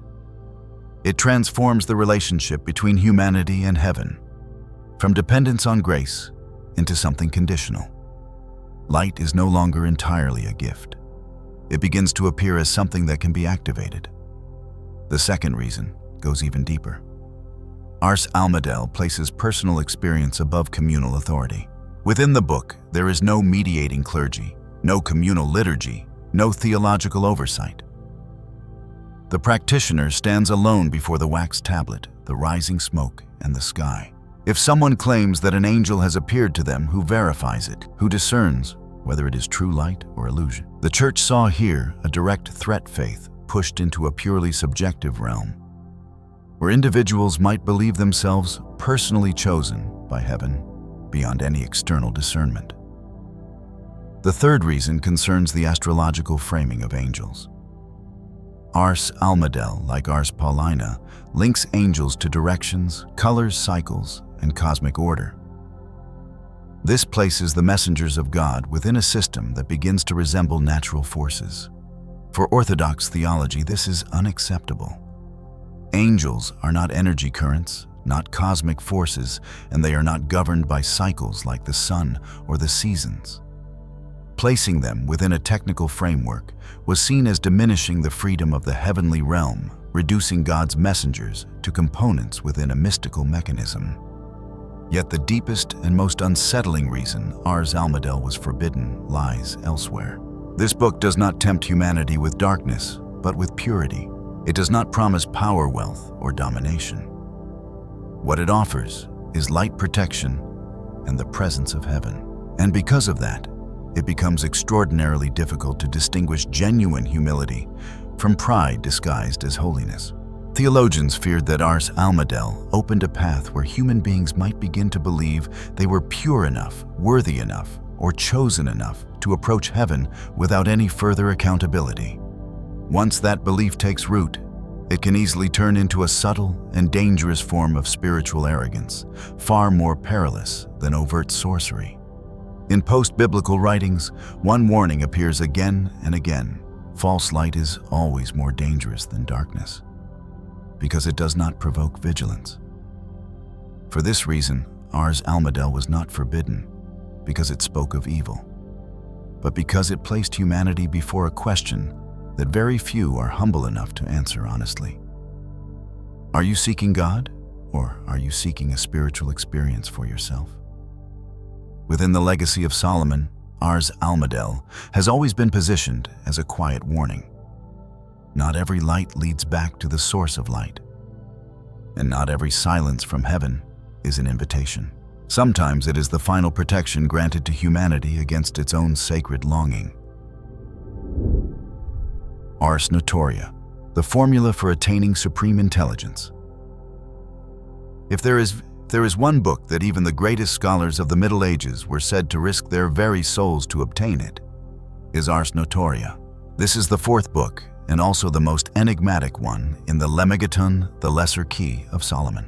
Unlike the other texts which focus on summoning demons or angels, Ars Notoria is devoted to a single purpose: the direct cultivation of the human mind. The book claims that anyone who faithfully follows its instructions can master all sciences, arts, and languages known to humankind within a remarkably short time. From philosophy and geometry to astronomy, everything is said to be poured directly into the practitioner's mind through a process that in modern terms might be described as a kind of cognitive uploading. The secret lies in the notai, extraordinarily complex and enigmatic geometric figures. The practitioner does not simply read the book, but must gaze upon these symbols while reciting lengthy prayers filled with hidden names of God. In terms of its actual content, Ars Notoria rests on three major pillars. The first pillar is a system of sacred prayers. The book contains very long prayers written in Latin, Hebrew, and Greek. Many passages follow ancient rhythmic patterns, rich in repetition and contemplative structure. These prayers do not ask for power, wealth, or physical miracles. They ask for only one thing: the illumination of the intellect. The practitioner petitions God for deep understanding, enduring memory, and clear perception of truth. What sets these prayers apart is the strict discipline required to perform them. They must be recited in a precise order at specific times and within a carefully prepared mental and spiritual state. Ars Notoria treats intelligence as a sacred gift that unfolds only when a person stands in the proper posture before God. The second pillar is the system of sacred diagrams known as the notai. This element completely distinguishes Ars Notoria from other Solomonic texts. These images are neither talismans nor symbols for summoning spirits. They are contemplative diagrams designed to be observed, memorized, and inwardly reflected upon during prayer. According to Ars Notoria, these diagrams help the mind stabilize, reduce distraction, and open deeper levels of cognitive reception. In contemporary language, they resemble a method of mental training and focused attention, yet one that operates entirely within the theological framework of the Middle Ages. The third pillar is a structured path of intellectual cultivation by discipline. Ars Notoria does not speak vaguely about wisdom. Instead, it clearly distinguishes different domains of knowledge that the practitioner may seek: grammar, logic, rhetoric, philosophy, mathematics, astronomy, and theology. Each discipline has its own prayers, its own diagrams, and its own prescribed period of practice. This demonstrates that Ars Notoria is not a vague or mystical manifesto, but a tightly organized system of intellectual formation. Why then was a book devoted to learning condemned so fiercely by the Church? Two major reasons caused Ars Notoria to inspire deep fear among the clergy. The first concerns human arrogance. The Church held that intelligence was a gift from God to be earned through moral discipline and ascetic effort. Using a magical shortcut to obtain supreme knowledge was viewed as an act of pride, an attempt to stand on equal footing with the Creator. The second reason lies in the book's questionable origins.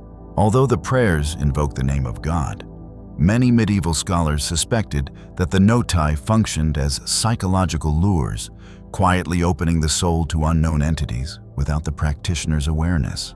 Medieval history preserves a true story closely tied to Ars Notoria, one that stands as a vivid warning. It is the story of John of Morigny, a monk and scholar who lived in early 14th century France. John of Morigny was not a charlatan or an obscure magician. He was a formally trained monk within the Christian tradition, living in the disciplined intellectual environment of medieval monasteries, where knowledge was understood as a means of serving God. Like many thinkers of his time, John longed for deeper understanding, not for personal advancement, but so that he might grasp scripture theology and the order of the universe more completely. It was along this path that John encountered Ars Notoria. The book promised something profoundly alluring to a medieval monk: the ability to acquire knowledge quickly, deeply, and comprehensively through prayer contemplation and sacred diagrams. To John, Ars Notoria did not appear as dark magic, but as a shortened path toward wisdom that he believed ultimately came from God. At first, John practiced Ars Notoria with great discipline and devotion. He recited the lengthy prayers for hours, meditated on the noti exactly as instructed, and maintained a strict ascetic routine. In the early stages, he recorded unusual experiences: a sharper memory, heightened concentration, and most strikingly, visions that arose during deep states of prayer. John believed he was drawing closer to the divine illumination the book had promised. Over time, however, according to his own surviving writings, these experiences began to exceed his control.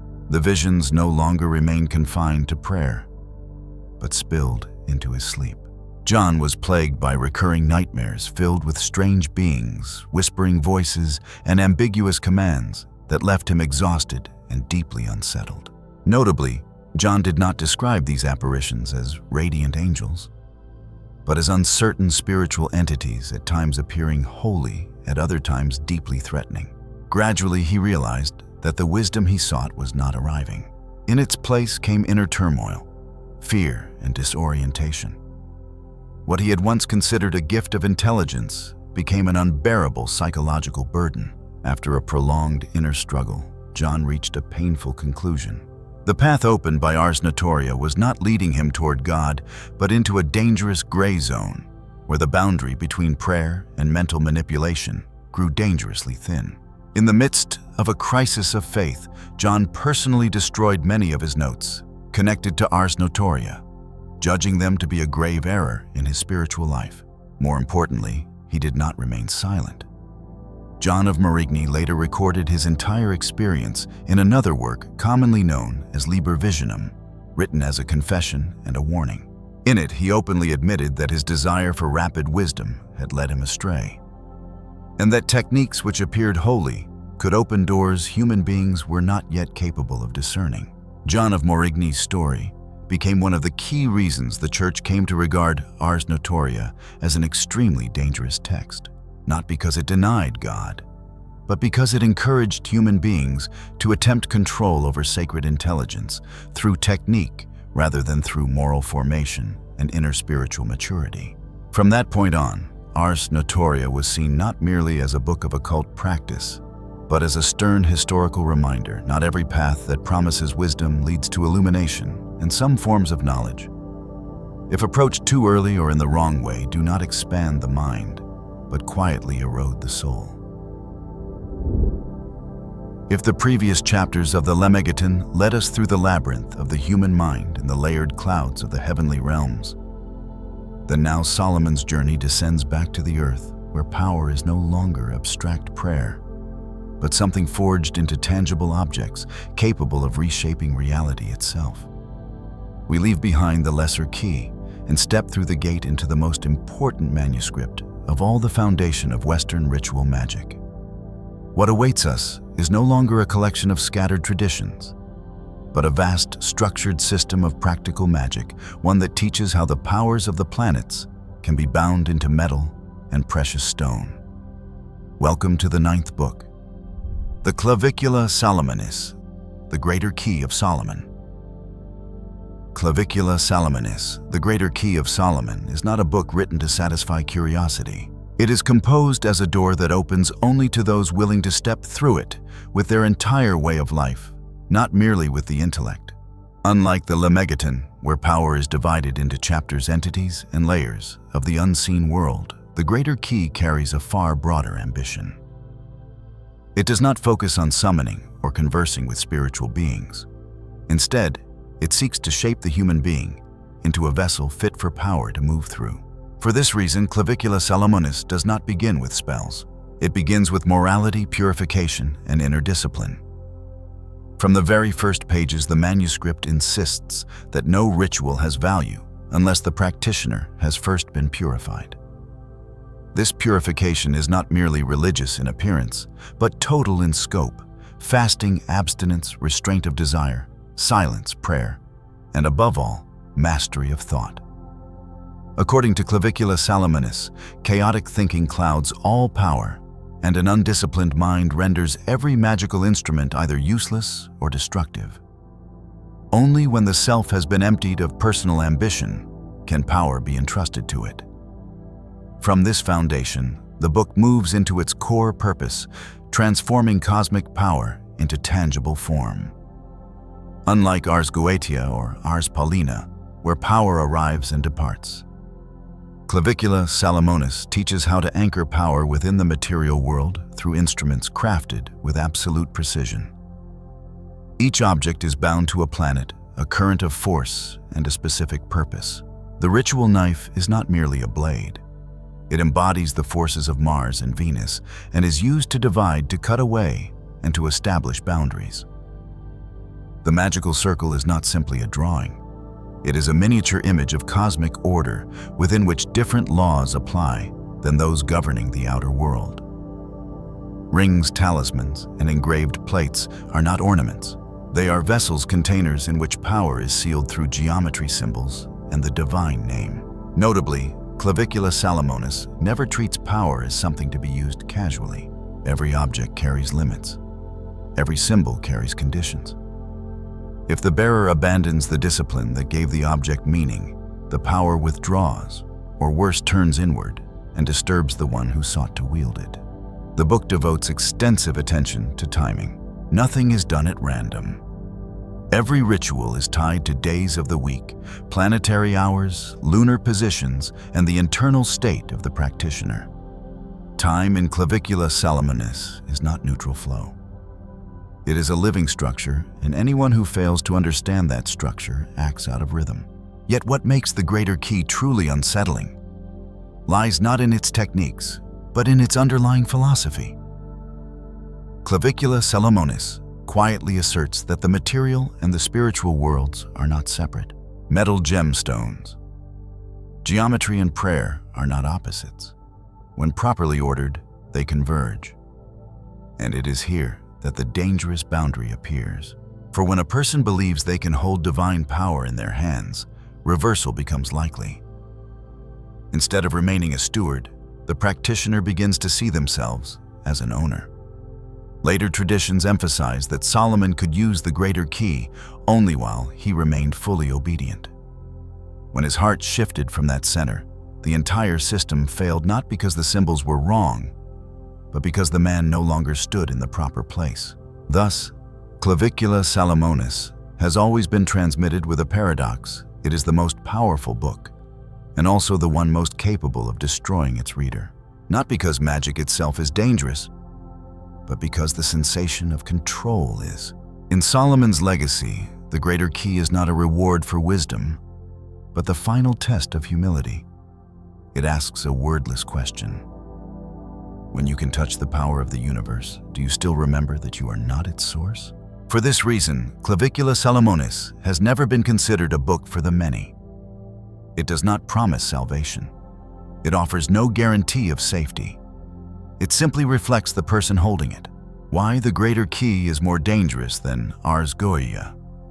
At first glance, Ars Goetia appears far more frightening. The names of demons' grotesque forms and warnings of madness and ruin are explicit. The reader at least knows they are facing darkness.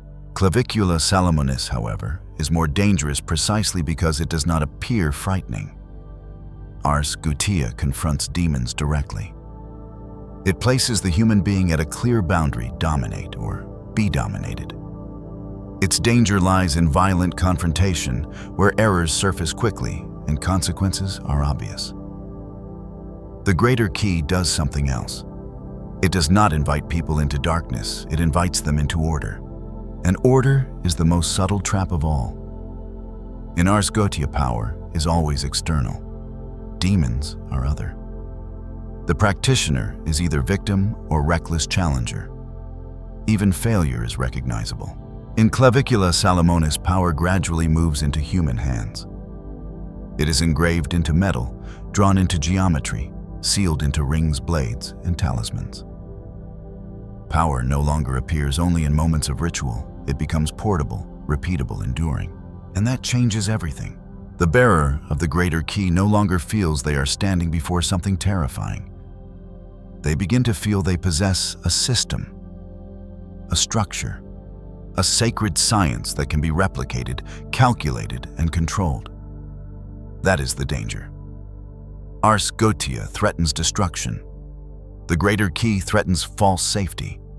It convinces the practitioner that if every step is followed correctly, proper timing, proper materials, proper preparation, then outcomes will always remain within control.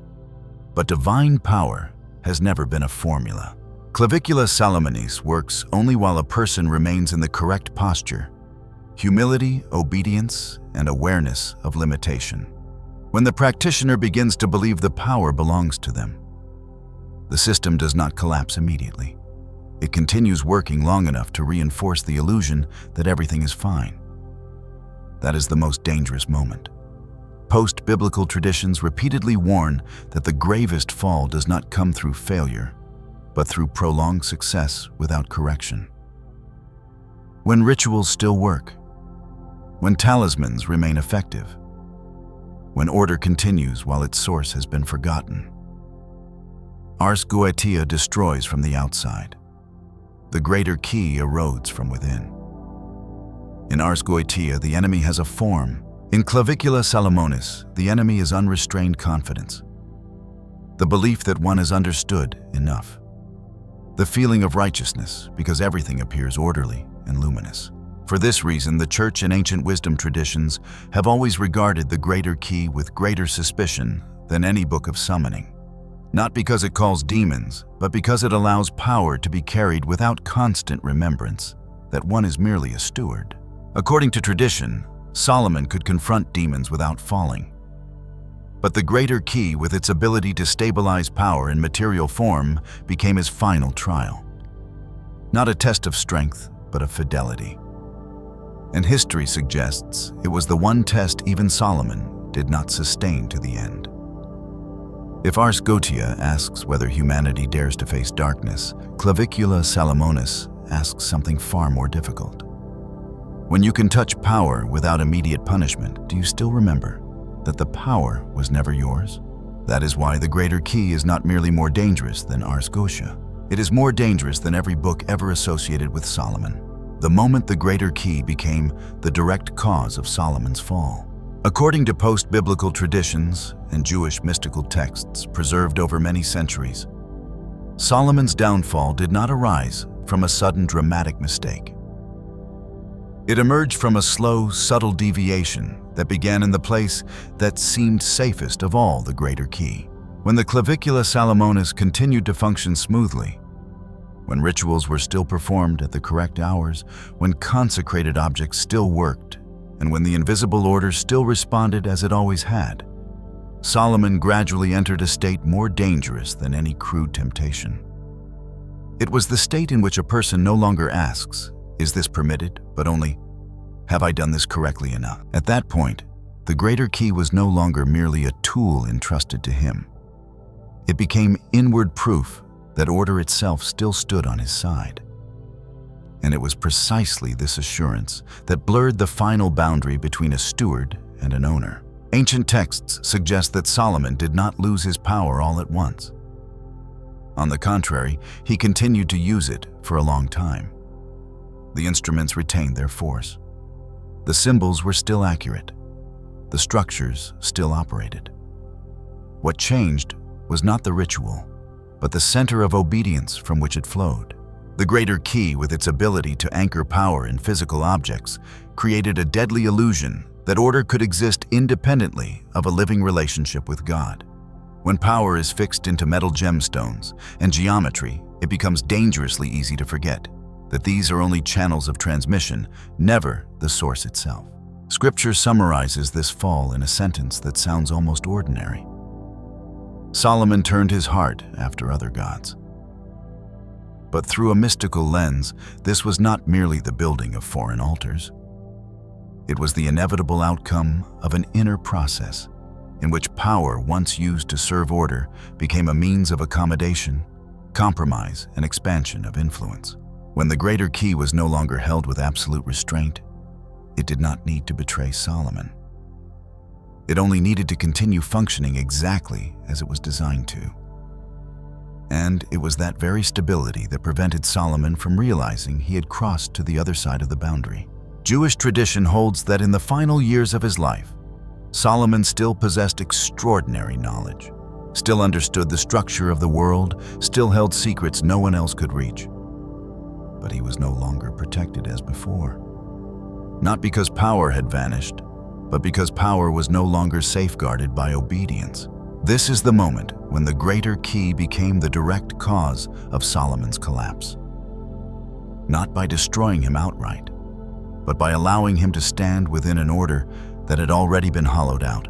Once the spiritual foundation fractured, even the most perfect structure could only remain a shell. The division of the kingdom after Solomon's death was not a historical accident. It was the final echo of an order that had broken from within. When a person no longer stands in the right position before power, the external order cannot endure for long. For this reason, within the entire legacy of Solomon, the Clavicula Salomonis is not remembered as the pinnacle of victory, but as the final trial where wisdom, power, and faith collide head-on.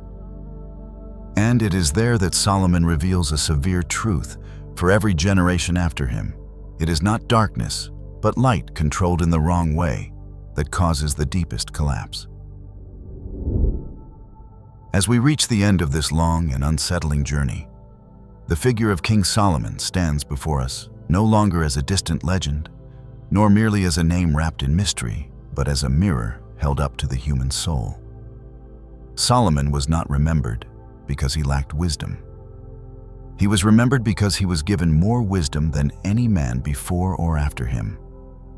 He was not undone by ignorance. He was undone by proximity to power.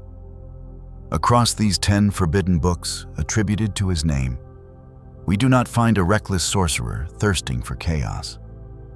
We find something far more disturbing: a man who understood order, structure, hierarchy, and law, both in the visible world and in the unseen one. These books do not celebrate rebellion against God.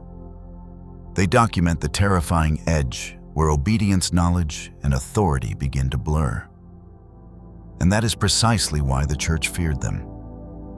Not because they spoke openly of evil, but because they spoke subtly of control.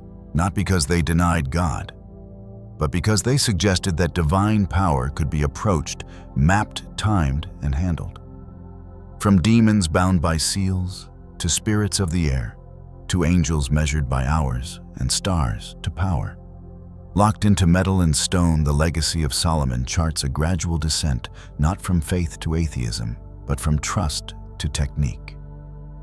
And that is the most dangerous shift a human being can ever make.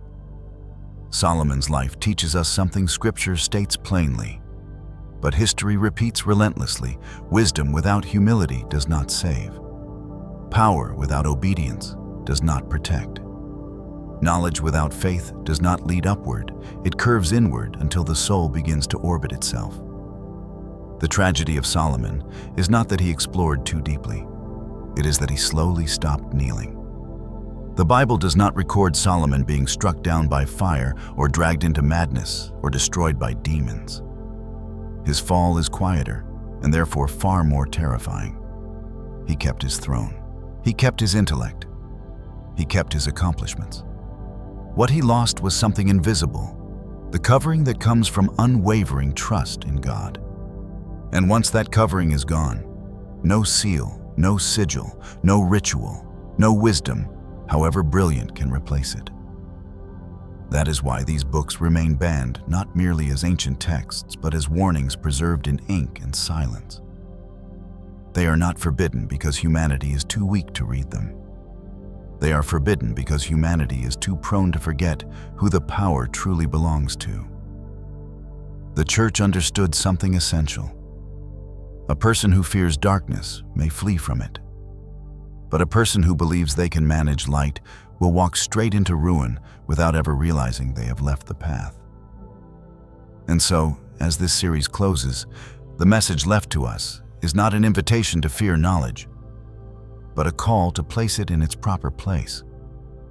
Solomon's story does not end with condemnation. It ends with instruction. It reminds us that faith is not ignorance, and humility is not weakness. Faith is alignment. Humility is safety.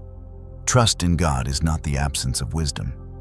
It is the boundary that allows wisdom to exist without consuming its bearer. In a world once again obsessed with hidden knowledge, secret systems, cosmic power, and self-illumination, Solomon's life whispers across 3,000 years with startling clarity. Do not trade devotion for mastery. Do not replace prayer with control. Do not mistake understanding for authority. Only God is the source. Only God is the keeper. Only God is the measure of what the human soul can bear. And when every ritual falls silent, when every system fails, when every illusion of control dissolves, one truth remains untouched by time. Faithfulness to God is the only power that never turns against the one who holds it. That is why, after all the forbidden books, after all the sealed knowledge, after all the fear they inspired for 2,000 years, the final lesson of Solomon is not hidden at all. It is simple, it is ancient, and it is still true. Trust the Lord. Remain faithful, and do not reach for what was never meant to be carried without Him.